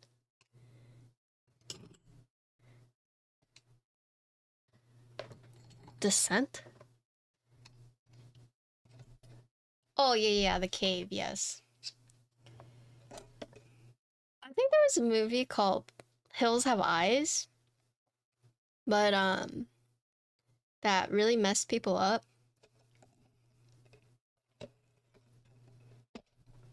It was disturbing, for sure. But I don't know. I feel bad that I'm so desensitized to some of these things, but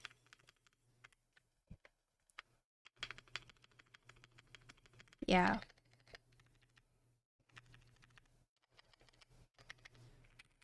Okay. So this is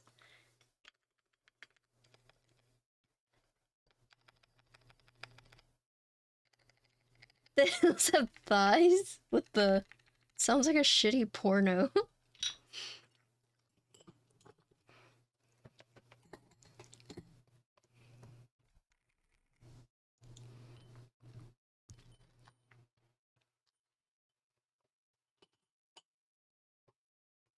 Yeah, growing up, I watched a lot of like Asian movies with my parents that they regret letting me watch with them. But it's just one of those things where like I've seen all those movies and I watched them with my parents, right? Which is like even worse. Cause like I didn't watch Audition with them. Not Audition. But Old Boy I did. Um and yeah. I mean Audition is one that they were like, you cannot watch it with us, right? So like me watching like the old school like Chinese films just like made me numb to a lot of stuff because there's not much back then that was like censored, I would say. Is it more censored now? I don't know. I just feel like there are like some movies that you watch nowadays and you're like, how is this allowed? right? Like they were a lot more lenient, but a lot of remakes or a lot of movies, like American movies, people don't know they were uh like remakes from like Asian movies. So for example, like The Ring, right? That was originally Asian horror. Same with Ju-on. So it's like The Grudge, Ju-on, right? There's like another one. It's like Shutter Island. That was originally a Thai movie, a Thai horror movie. I think that's the thing. I think Thai horror movies are on like a different level. Like Asian horror in general is pretty scary, but for some reason, like the Thai ones are even scarier, in my opinion. Um, yeah.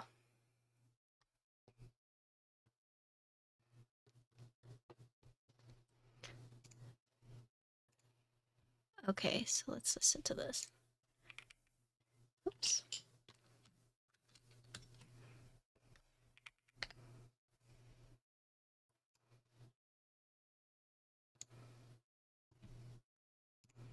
Okay, so this is after I modded the stabs.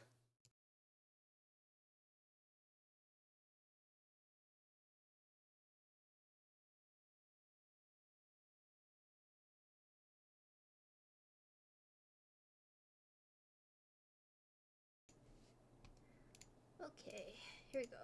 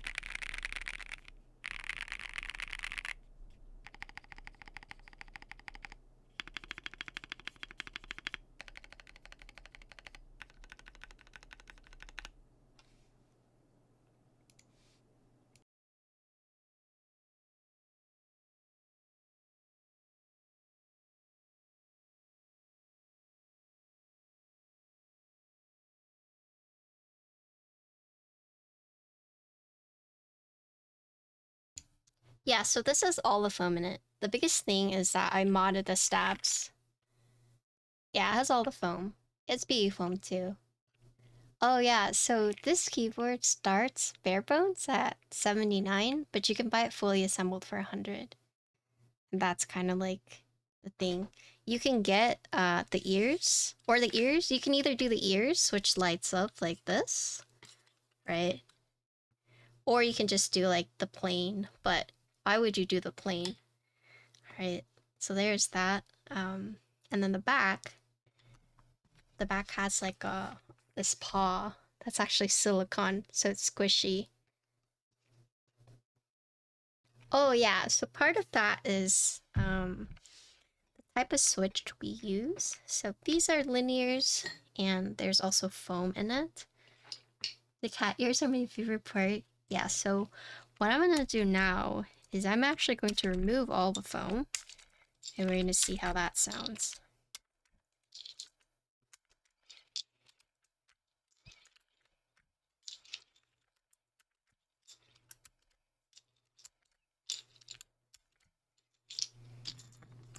So foam dampens the sound, but the switches that you use also contribute. There are other factors as well, but those are like two things to like consider.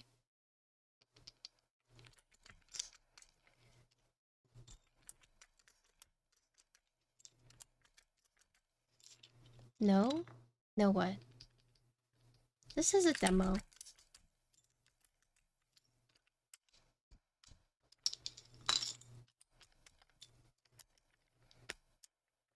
Uh,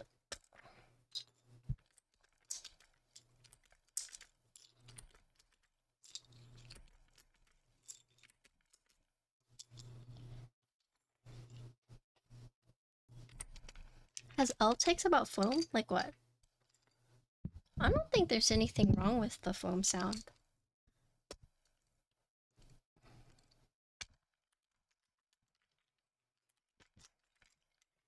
I don't hear like... Good night.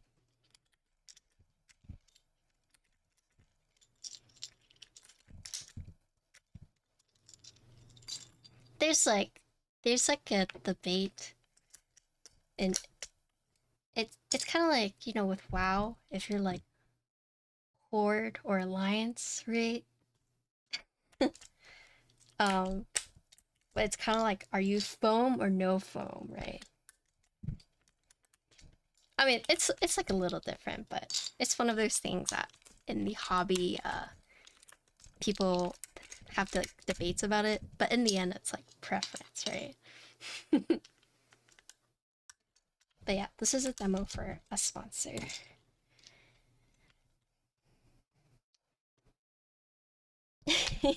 Alliance.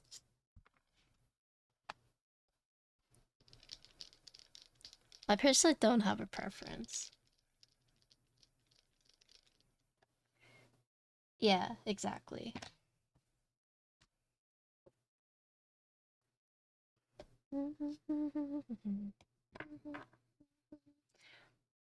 So the reason why like foam is debated is because adding foam, um, so some people will say that it takes away from like the life of the board, meaning that, you know, there might be a very specific sound profile that the designer is trying to achieve.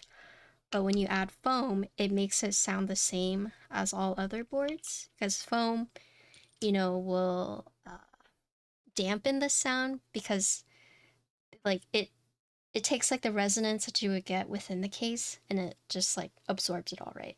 And so that's why people think that adding foam to a board just makes it all sound the same. It's like a preference thing. Um there's also criticisms about like you know, like if a designer or if a board needs foam to quote sound good, it's not designed well, but ultimately it's like whatever you prefer, right? There are some boards I prefer with foam, some boards that I prefer with no foam. Doesn't mean they're like badly designed, right? But some would say that's what that means. But I think the biggest argument is that foam just makes everything sound the same. But if you like the sound of it, then like there's nothing wrong with that. It's just one of those things that, you know, keyboard nerds argue about.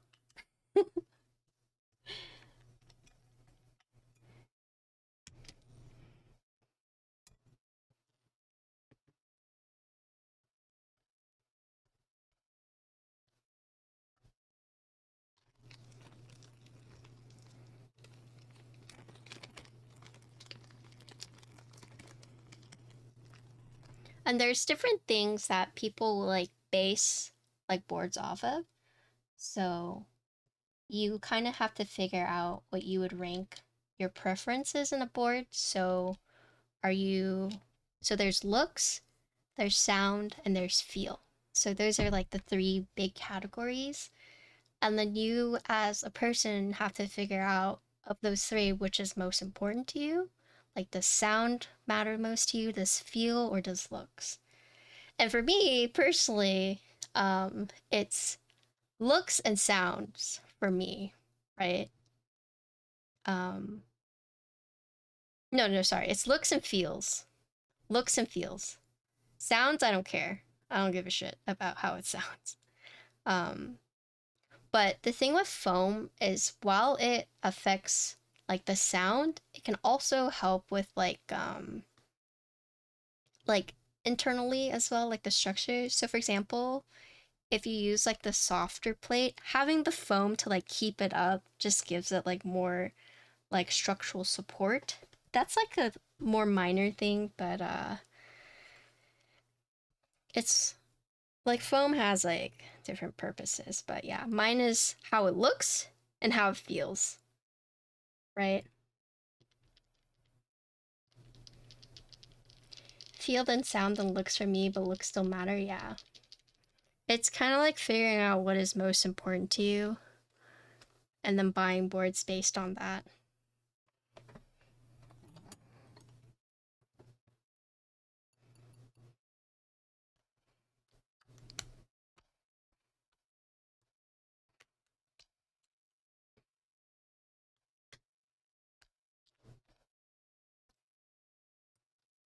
But that's kind of the hard thing about like keyboard showcasing is that the most important thing is to look at like the design and how it looks, right? Because I can only describe to you how it feels. And in terms of sound, like my setup could be completely different from yours and my mic and my filters and stuff. So it might sound like completely different whenever you hear it like in person.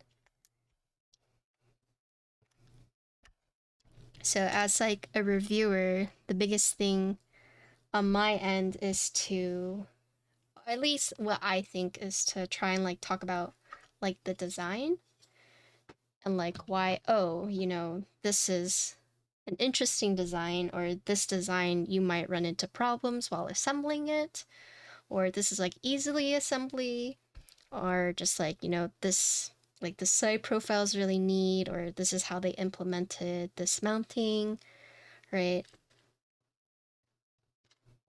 It's kind of weird. Um, I didn't need to take all this off. I didn't know what I'm thinking.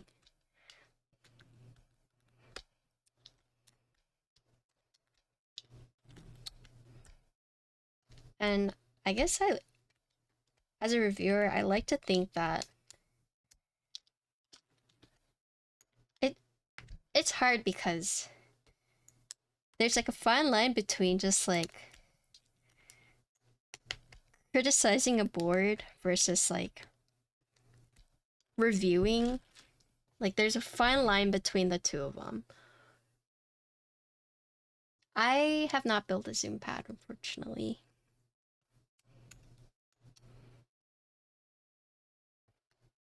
What price point does a high end come into play?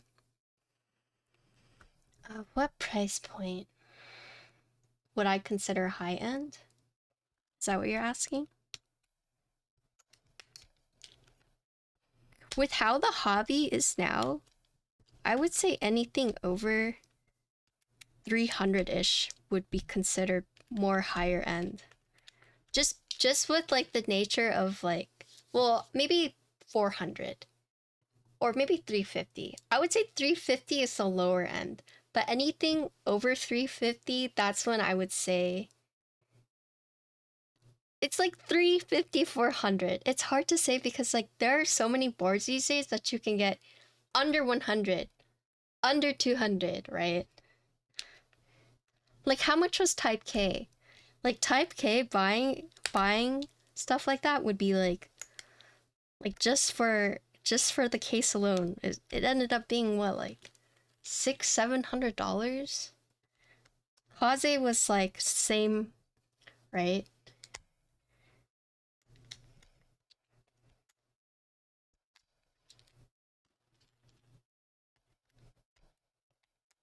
So I would say like the threshold has changed dramatically. Cause before, $300, you'd be like, $300 so cheap. But now it's like, oh wow, 300 is actually like a little up there. So you said maybe silly sounding. How's critique different from a review? I would say it's very similar, if not the same, but critiquing is mainly like trying to purposely find the flaws in a board and critique it, right? And I'll like specifically ask designers like, you know, is this a proto or is this final production? Because like if it's a proto, I can give my feedback so they can make changes for like production, right?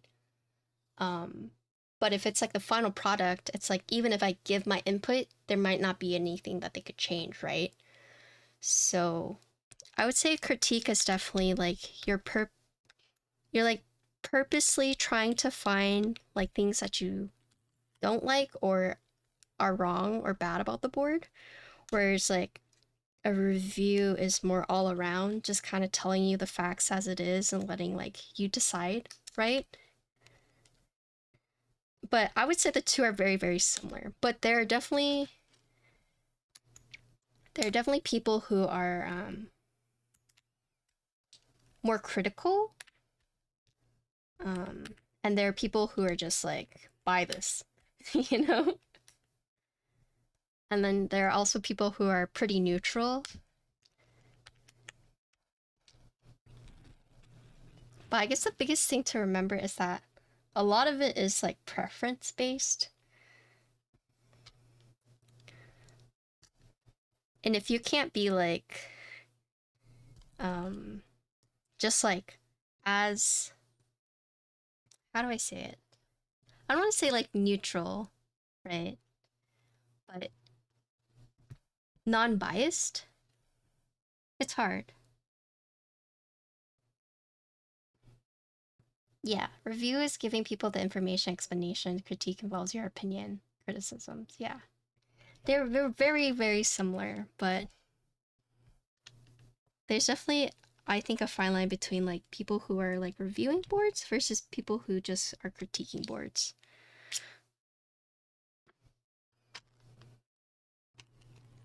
Oh, the Event Horizon? Yeah, I got it in finally.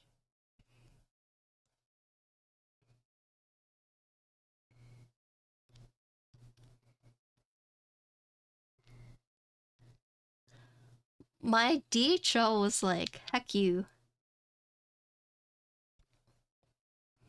Event Horizon Def Higher End, yeah.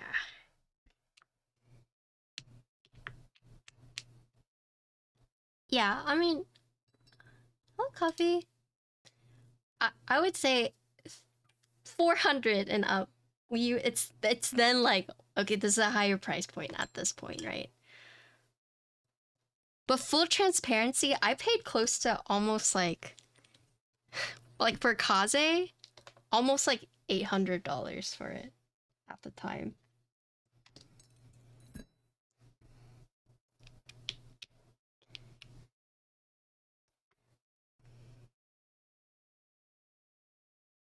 Oh, Bubat, thank you for gifting a sub to Battle Mullet. I appreciate it.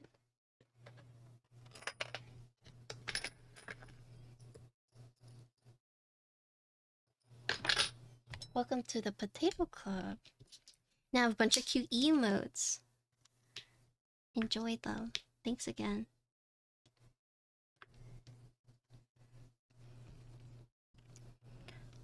Trying to get this off.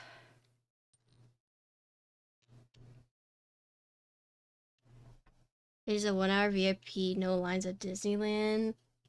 Like right now? Oh, you mean that the price of the kaze. Oh yeah, yeah, yeah. That is true. That is 1 hour at Disneyland.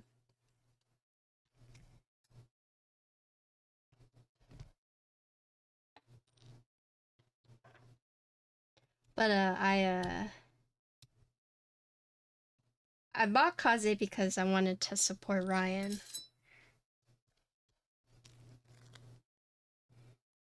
I wanted to support the homies. Thanks for the follow, I appreciate it. Oh, also, you got a sub. Welcome to the Potato Club.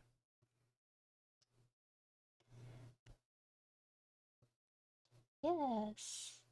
Enjoy the sub and the emotes. I added my animated emotes.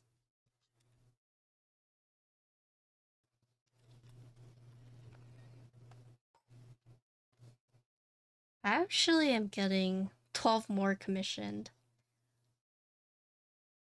Pretty excited for all of those.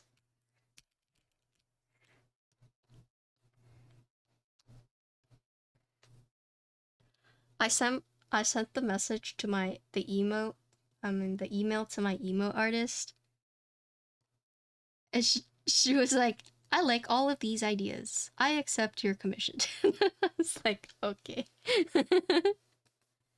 English is not her main language, which it's just funny how it translated. It was like, "I like all of these ideas. I accept."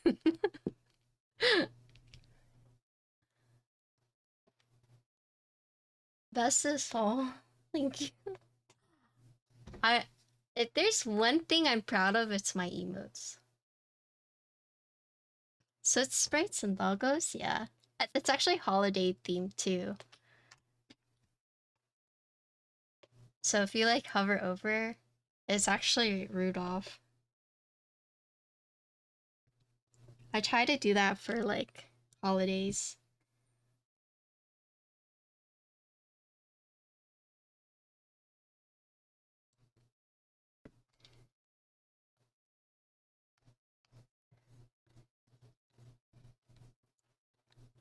I went to my UPS today. They are swamped. There's like packages on packages on packages, and I was like, oh brother. And they looked at me and they were like, yep.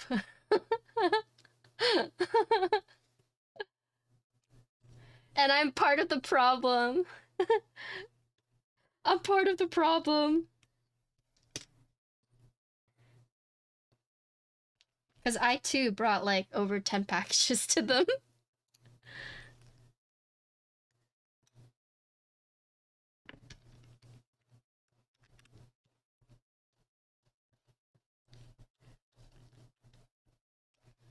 Okay.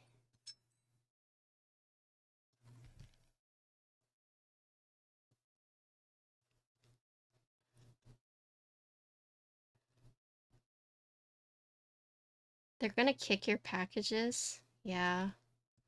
Pretty sad about that.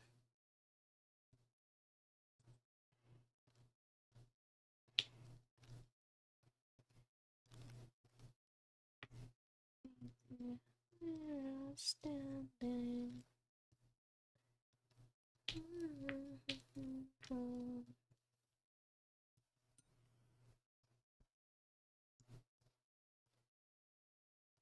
The UPS, my friends are getting hella busy. Yeah. Imagine how they feel for Black Friday. True.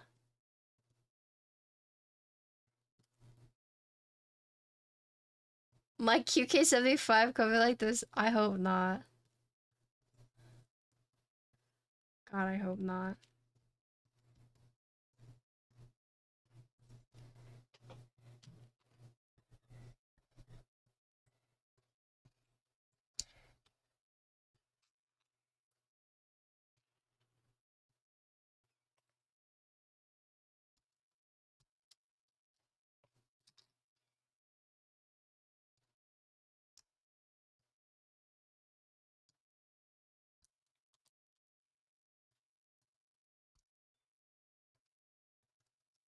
Actually, I feel like all my bad experiences have been with USPS.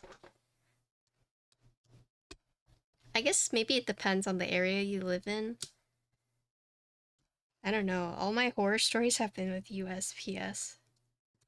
Especially like filing claims.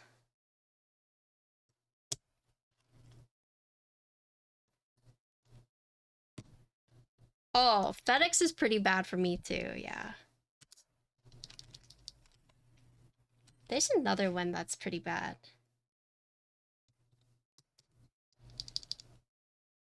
I hate UPS. It's the word. See, my UPS has always been good, but my USPS completely different story.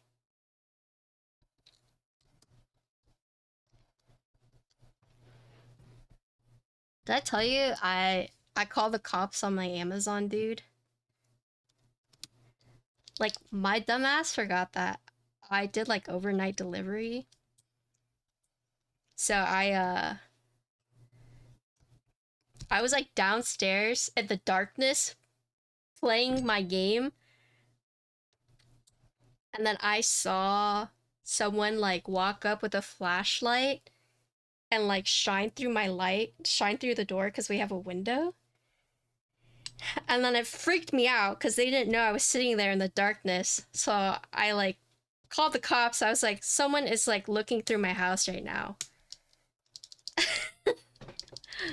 So the cop drives by and noticed like there was like an Amazon person, and then he noticed like the package outside my door, knocked, was like, "Ma'am, did you order like an Amazon package? Because there's an Amazon delivery guy." And then I got the notification from my phone because the person was trying to take a picture that they had delivered the package. But since it was dark and overnight, they had to use flash. And because it came out blurry, they had to take multiple. So this person was just trying to deliver my package at like 4 a.m. in the morning, trying to take a goddamn picture, but it came out blurry, so I had to take multiple. Meanwhile, I called the cops because I was freaking out. A cop came, was like, it was like, you have a package out here. Was like an Amazon delivery dude, or and then that's when I was like, oh shit, yeah, you're right. Yeah, yeah, you're right. It was my delivery package.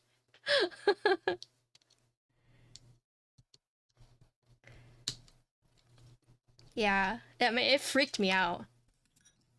I don't. It's like an overnight delivery, but I'm like also a weirdo sitting downstairs in the darkness playing like games on my Steam Deck. I completely forgot I had ordered it overnight. Like I didn't mean to, but it freaked me out.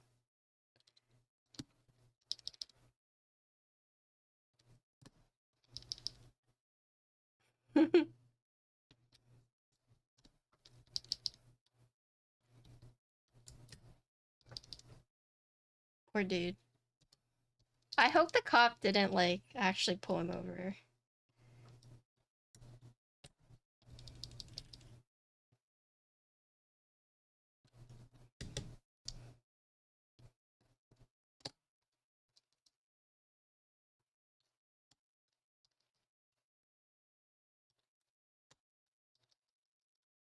It probably like no more overnights for you yet. It's like the Uber reviews.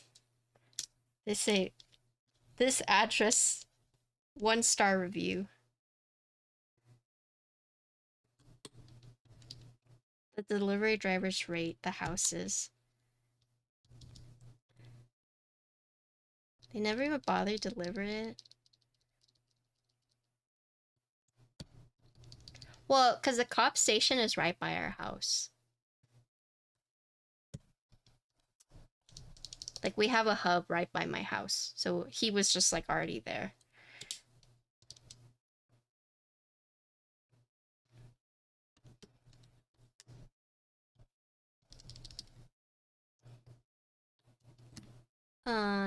They never even bother delivering my place when I'm home. Yeah, I've never had problems with UPS, but FedEx I have. I remember I had one fiasco where FedEx were like, they tried to like deliver it, but they claimed I wasn't at home. So they dropped it off at like a local FedEx pickup, like without me even like asking for redelivery. Like the driver just was over it, was like, I'm just gonna drop it off at this pickup facility. But then there's like a time limit of when you can go pick it up, right? Like if you let it stay there too long, they just send it back. But I remember like I tried to go get it, and after, I don't know why, but it was like I couldn't go there the next day. I had to go there the day after, but for some reason they just decided to send it back early, and I was like, what the hell? They had to ship it back to me. Yeah, that's what FedEx did to me once.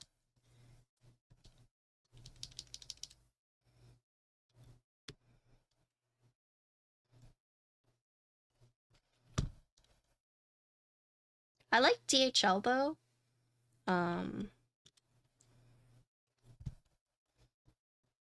Because you can like request the signature release. That's what I always do.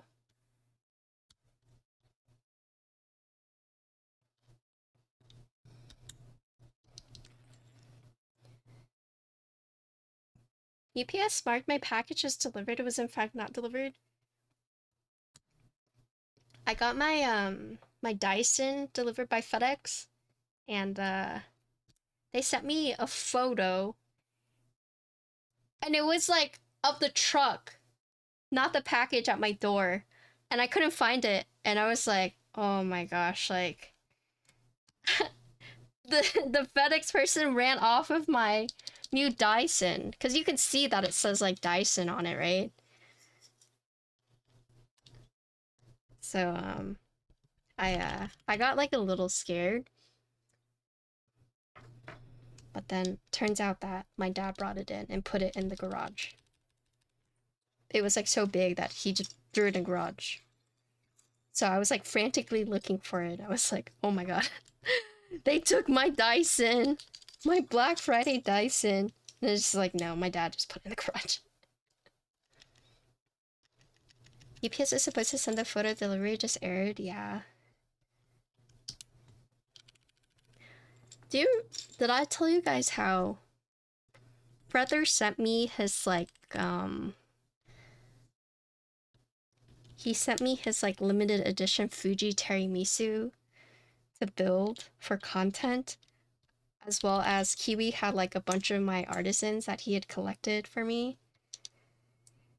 And brother sent it to the address that I was staying at in California, but with Austin as a city. And like somehow there was like a street in Austin with like the same address. Like somehow we never got that package back. I like went to that address twice. And I like left a note twice.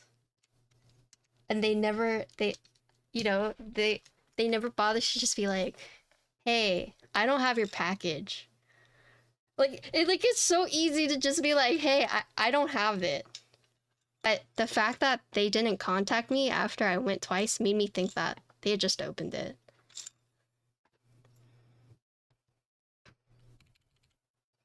And like, Angel sent me a Secret Santa gift, and it got delivered to some person somewhere else.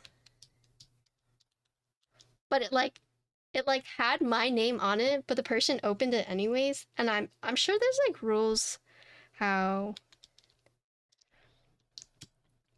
it's like it's weird because it's like if it has someone else's name on it but it's your address, they can technically open it, right? But if it doesn't have your name on it and it's a different address, you're not allowed to open it.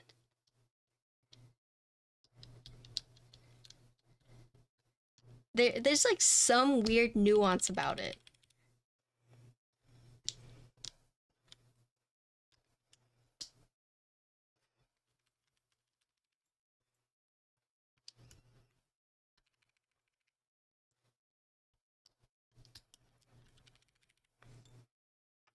Can't open anything with the different name. Yeah, that's what I thought too. But the guy who got it emailed me was like, this was supposed to go to you. But he had like fully opened the package and everything. And I like thought to myself like, can he do that? Yeah, he opened the Secret Santa present and like sent me a picture. Was like, this is supposed to go to you. But I opened it and it's like, uh uh are you allowed to do that?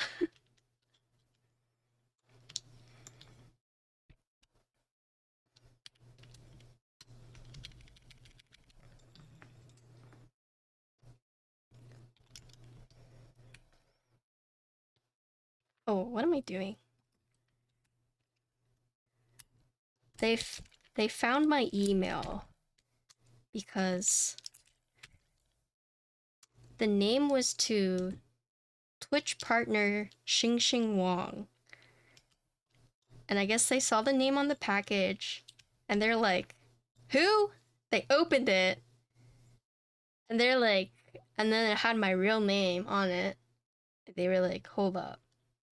And I guess they like looked up Xing Wang, found my business email, emailed my business email to be like, hey, hey, it's me. I have your package and your Secret Santa gift. And it's like, oh. uh, oh yeah, this is EPBT Dreamscape. I just got it.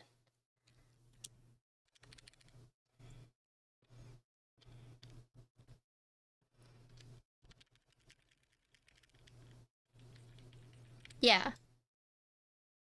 Yeah, exactly. But that's why I was like, I emailed him back. I told Angel I haven't because he wants to wait for the sender to send him a return label or the correct label instead of him sending it to me, which makes sense because he doesn't want to pay for the label, right?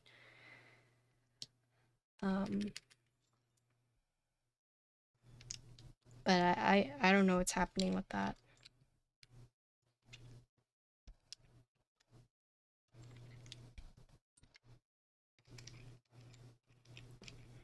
I actually opened Angel's first gift without realizing that it was my Secret Santa.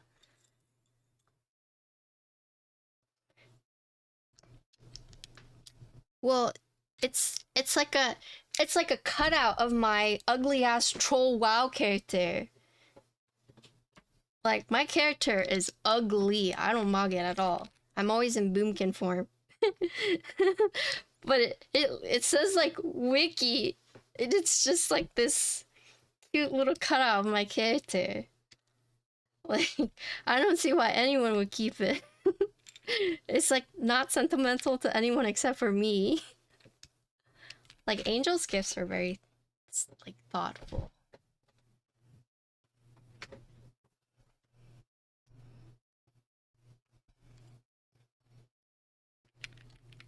So hopefully I get that soon. And the first package I got said to Twitch partner Xing Wang. And I was like, damn, did someone send me a gift from my Amazon wishlist? Or for Throne? Without me knowing? So I opened it and I posted on social media. And then Angel was like, that's your Secret Santa present! I was like, oh, sorry. I had no idea.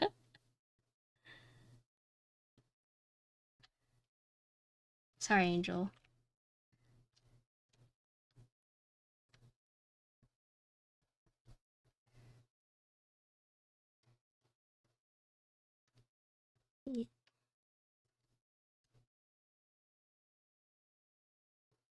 Oh, wait. What am I doing?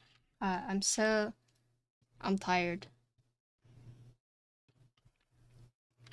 I went to the gym today for the first time in like a month. And, I gained 5 pounds. However, I lost no muscle. And my trainer was like, that's a good thing. So Abby, thank you for the 10 months. Because he said that building muscle is hard, right? And the fact that I didn't lose any, which means that we don't have to rebuild it. I think it's all the like bakery and like boba I drink. But I lost no muscle mass. And fat is just like, I can convert it. Oh shoot, I didn't even think about that.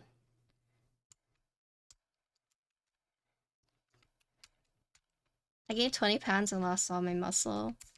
Yeah, so there's something about PCOS being like officially recognized by like the health board and having like alternative treatment plans now. Like it was like, it's apparently like very big, but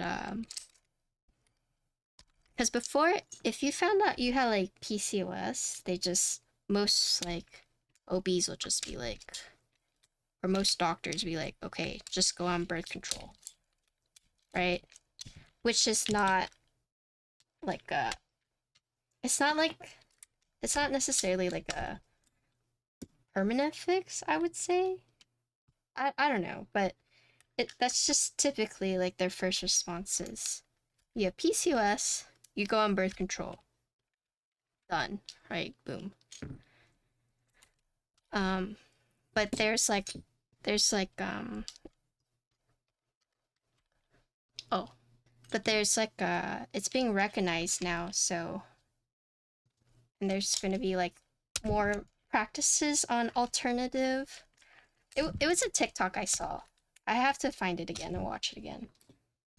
But I'm honestly thinking about uh changing my medication. We'll see. I still feel bad like snapping at my mom.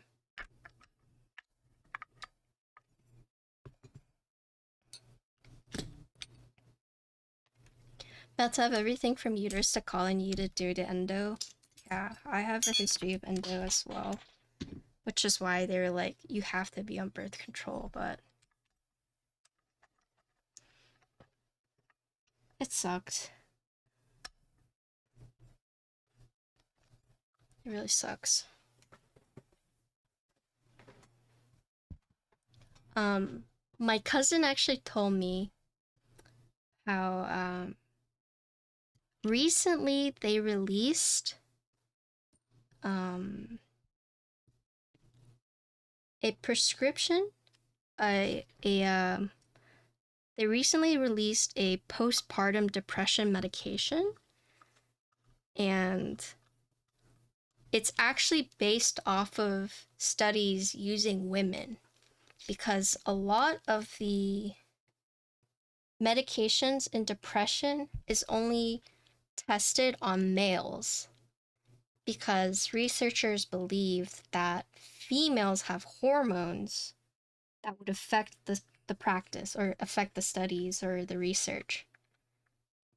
So this is the first time they've actually released a medication for postpartum, so after you give birth, right? Depression, and it was actually researched on women. Yeah. Crazy, right?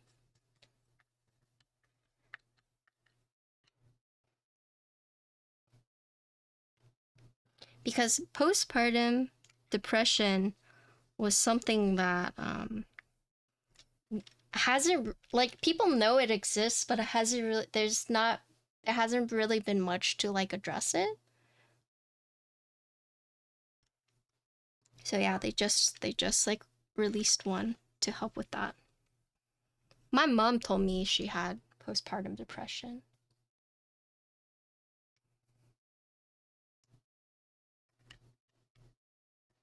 But yeah, they it's weird. If you like go and like read a lot of like the medical history and like testing, you just kind of be like, what the fuck? A lot of women get it, yeah. But now there's like medication to treat it, whereas before it's like, yeah, go to therapy and deal with it. But it's not always like that easy. Yeah. I'm actually thinking about I like I don't know if you guys are here when I talked about it, but I kind of got into like I kind of like snapped on my mom because like having PCOS and also endo uh and basically like PCOS is like insulin stuff, um like resistance, but it's basically like diabetes but hormone related, okay? And I say like diabetes because like there's like certain things my body doesn't absorb properly, or there's like I get spikes, like insulin spikes, and so basically the TLDR is that I have to take a lot of supplements that either my body doesn't absorb properly or that I need to help me like regulate things. And my mom like lectured me how all my supplements were like taking up too much room and that supplements are not safe and that I'm just a guinea pig. And then I was like, well, it's either take these supplements or I take out. I just get rid of my ovaries and my uterus. Like it's like do you think I want to take all these supplements? Do you think I want to feel this way? And then she kind of like looked at me and was like, "Oh, okay." Like cuz she doesn't have it, right? But but my aunt has a lot of like ovarian issues. And so my mom's kind of like, just clean the counter. And I was like, okay, I will. But I'm actually thinking about now that there's like more research, more programs, hopefully, that I kind of want to just go off birth control and see like what my options are. But I'm kind of scared because you don't really hear about people talking about going off birth control, but whenever I went off birth control for the first time, I was miserable, right? It was like very hard on my body.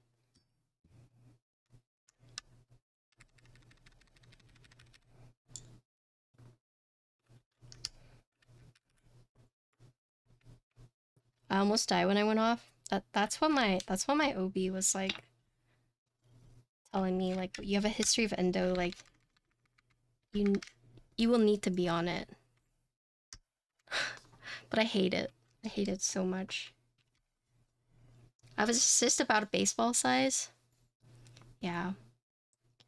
I heard some changed completely into a different person. Yeah.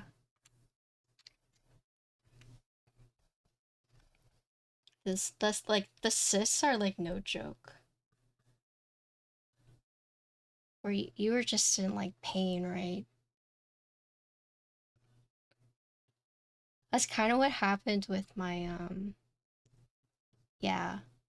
When I had my ovarian tumor, they saw that I had endo and they saw that I had a cyst that was about the size of like an orange.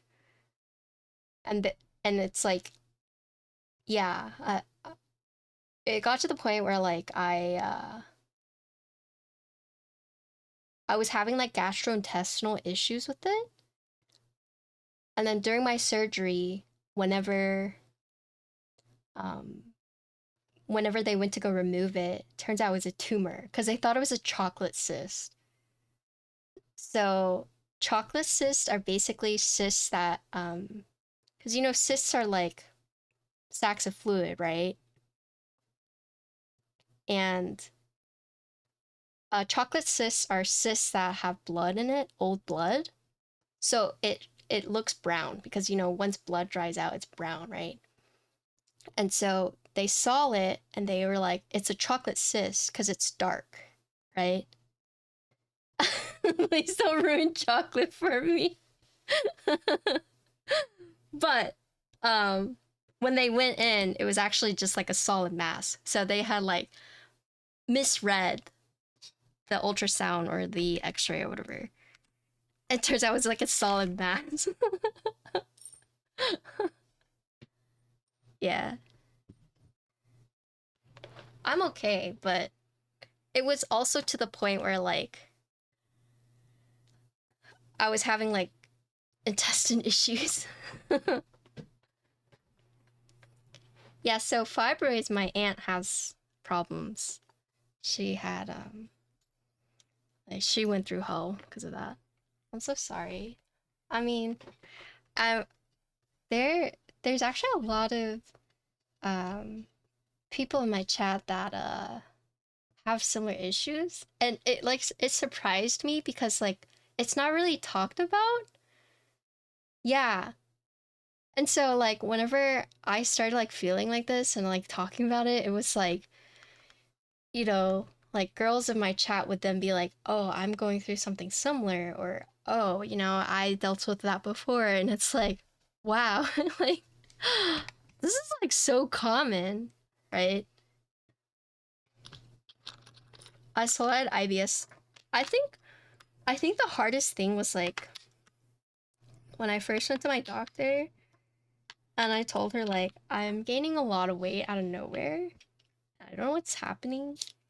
And she's just like, you need to have a healthier lifestyle. You need to stop partying and drinking. And I was like, you can literally look at my file and see I don't drink, I don't smoke. But she was just like, you need to have a better diet. And it's like I don't drink soda. Like, okay, I have a lot of dessert, but it's like a lot of things I already don't really eat, right? And they're just like, you need to work out, you need to change your diet, you need to have a healthier lifestyle. And it took me so long to just be like, can you like do an ultrasound? Right? But here's the kicker, because I finally got blood work done, and the blood work actually did not align with the fact that I had PCOS. So they were like, it from your blood work, it shows that you don't have it. However, when we actually went in and did an ultrasound, turns out I only have it on one side because my other side got removed when I had my tumor. So I only have half PCOS. I'm sure this side would probably have PCOS too, but because it's like not all there, I only have a one side, which explains why the test results were not indicating that I had it. Because it's only half the size. Yeah. And it took me, I mean, I talked about this on stream, but just took me so long to finally get that ultrasound and for them to be like, oh, yeah, you have PCOS. And the worst thing is that when I went back to my OB to talk about my results, and she's like, yeah, looking at your ultrasound from like 4 years ago, it turns out that they had noticed you had PCOS then. And I was like, excuse me? And they were like, yeah, they put it in your note. And I was like, why didn't anyone tell me? And she was like, oh, well, it says chance of polycystic in appearance, right? Like they couldn't actually confirm it. Like it looked like you had it, but like they couldn't really like confirm it. But they just like never mentioned it to me, right?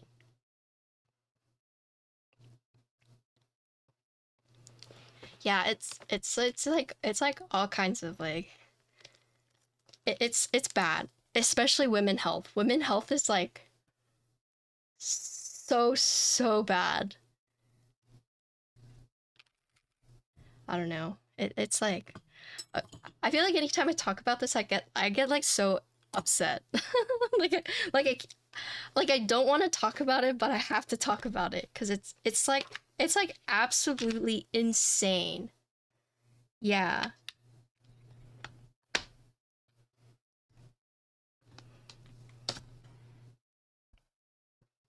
Mm, yeah, it's dumb. And like it sucks because like I would tell people like, "Oh, I gained all this weight out of nowhere." Right? And then I was like, "Oh, you're just being self-conscious like, oh, it's like COVID weight or and I'm like, "No, it's not normal. Like I know my body and I know something is like not right." And like so many people are like, "No, you still look good." Like, "No." And I like so dismissive. And then it took me so long to just be like, can you just test me? Just test me so I know, for my own sake of mind. Like, please just like test me. And I had to like pull teeth to finally get those tests. And it's just the fact that they're like, oh, you do have it. Oh, after being told by like two doctors that I didn't, to be like, oh, you actually do have it. It's just like, ugh, I hate it. Okay. Anyways, let's listen to how this sounds like. God damn it. Aww.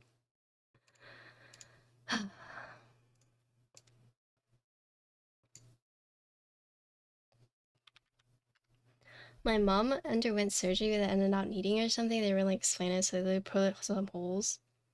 Yeah, I mean, like, ovarian surgery's very invasive too. And, like, if I had gotten my surgery just like a few years prior, they would have had to basically do like a C-section cut. But luckily for me at the time, my OB knew how to use a Da Vinci machine, and he was like one of like seven in the country. It just so happened to be in Texas. So the Da Vinci machine or Da Vinci robot is basically this robot that uses tiny rods, and it's supposed to be like minimal invasive because you don't need to do a big cut. So it's like small holes that go into you or like rods that go into you, and then within those rods are like little mechanical arms that like go in and like help do everything. So I was lucky that instead of a big like C cut, because it was by that's what they do for like C sections, I just have like four dots, and one of the rods just entered through my belly button. So I don't have a scar. I have like three scars, but one of them you can't. Well, I have four holes, but one of them you can't see. And yeah, I got really, really lucky because they told me like anything ovarian related, you have to like, it can be pretty invasive. Invasive surgery basically means like major surgery, basically.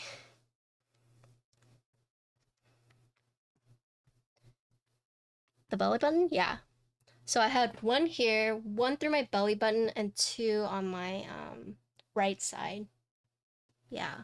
And it's just like imagine just like huge rods going through my body, and inside those rods are tiny rods that go in your body and do the surgery. Yeah.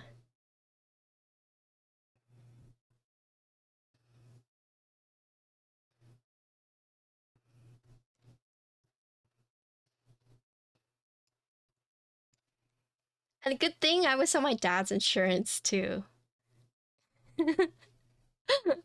Thank God I had health insurance through my father because I was under 25 at the time. It was still really expensive, but the fact that I had insurance, like, oh my God.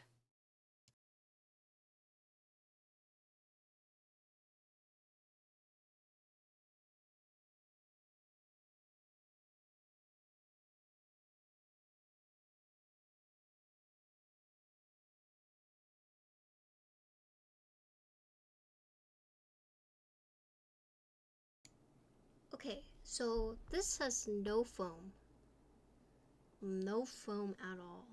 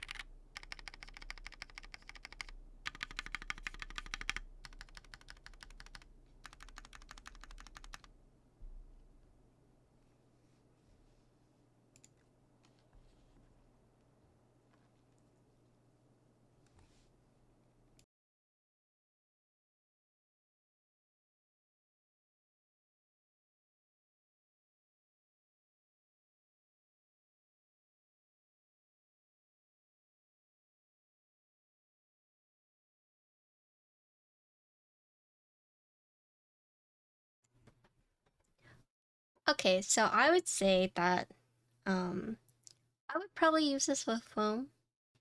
Um I think without foam it does sound like a little bit hollow. But if you like that sound, that's what it sounds like.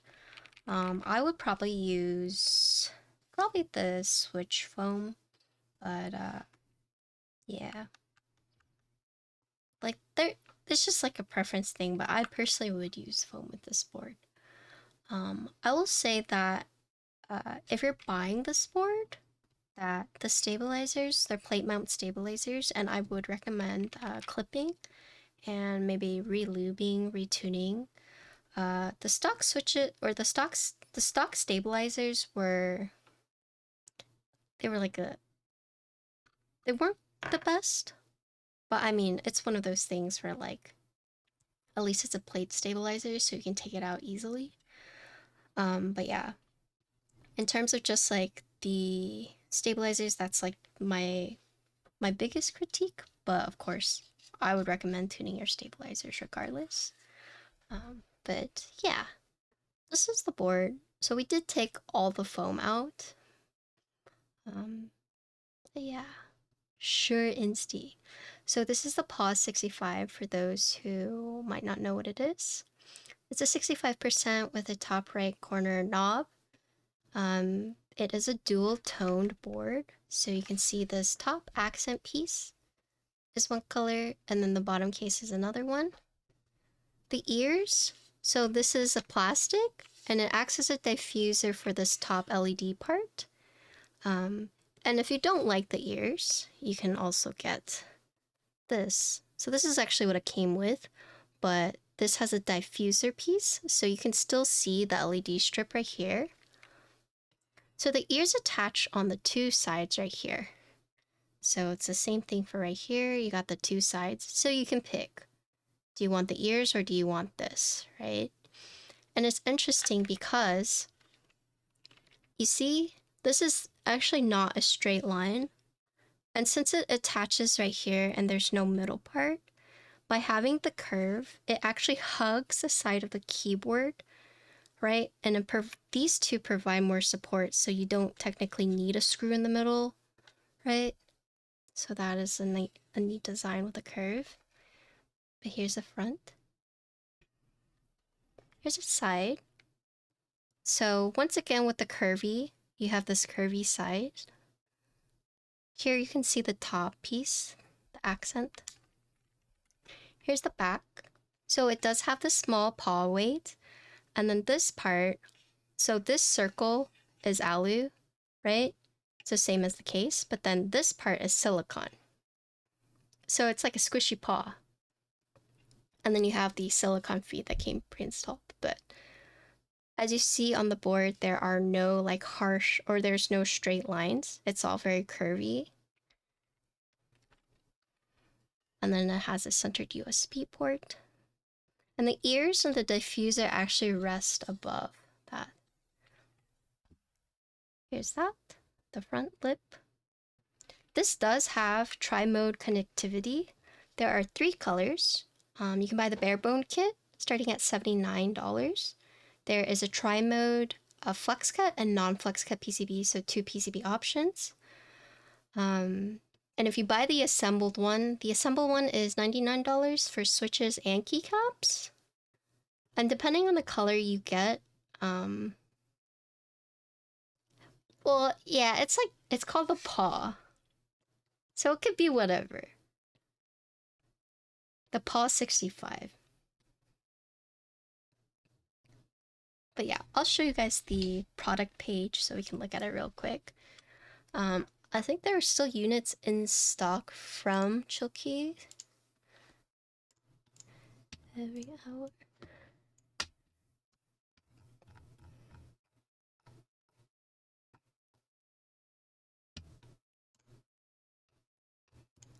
Okay, so this is what I have. I have a purple unicorn, but there's also a dark blush.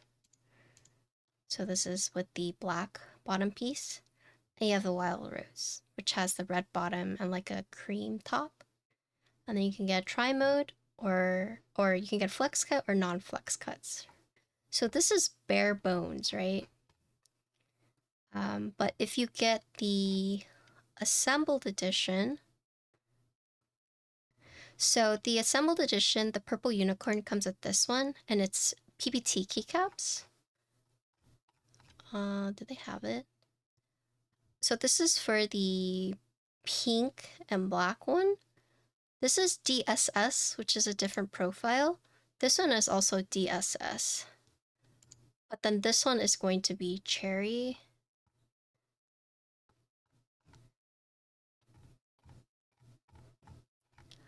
So there's like different vendors you can buy it from. But look, you can buy the assembled if you want. Yeah, so this is the purple, comes with PBT. Dark blush comes with DSS. And then the wild rose. And then between the two, you have the linear or you have the tactile. They're both really light springs. I think I want to say, yeah, so here's Canon Keys, the product page. So you can buy the assembled one. Oh, I said DSS. I meant DDA, sorry. What am I thinking DSS from? Sorry, I said it wrong. It's DDA, correction, DDA. So cherry, it's gonna be more of the square top, but then DDA, it's more of a circular top, as you can see right here. It's a round shape, and it's a PC plus ABS material, so it is a little bit of shine through. This PCB does have per key RGB, and also the LED on the top. DDR, DDA. But yeah, so depending on the color you get, the keycaps will change. So here is the two switches that you could get. This is the linear, but it's the top housing. The switch material is the same for both. Top bottom is POM, stem is UPE. Both double stage springs, except the tactile one is slightly longer. And so yeah.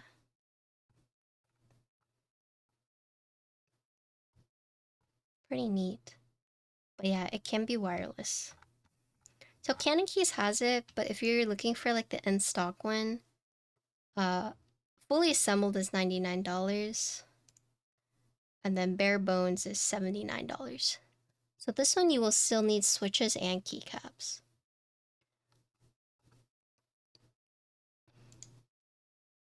Dang.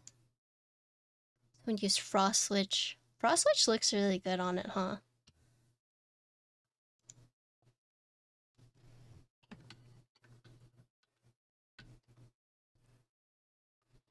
I think for this board though, I would recommend keeping the foam in. And then the stabilizers aren't the best stock, but once you tune them, they sound pretty fun. They sound alright. And then in terms of the switches, factory lube linears I'm like usually fine with. Tactiles I would say is a little bit more iffy. But unfortunately I'm not really like a tactile connoisseur, so I can't really give you like my thoughts about it, like how it is as a tactile switch. I mean, I can look at it and tell you if it's like really tactile, but if I remember correctly, it's not a very strong bump. Let's see.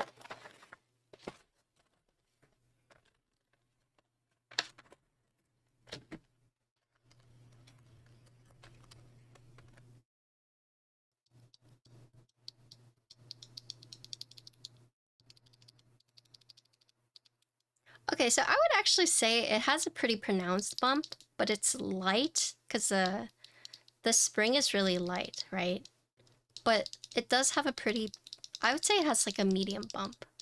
It's not like a super soft bump where you're like MX Brown's, but it's not like quite as like tactile as say like what's like a super tactile switch. I would say this is like medium, but towards the higher end of tactility.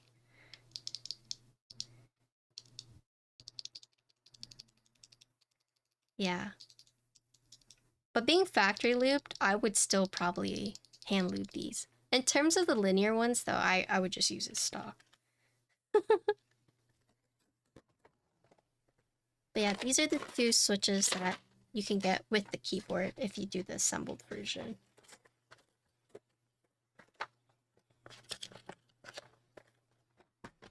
Okay, but yeah, that's the board. Thank you, Utrev, for sending it out to me, letting me build it. I appreciate it. I have a few more boards that I'm going to be building this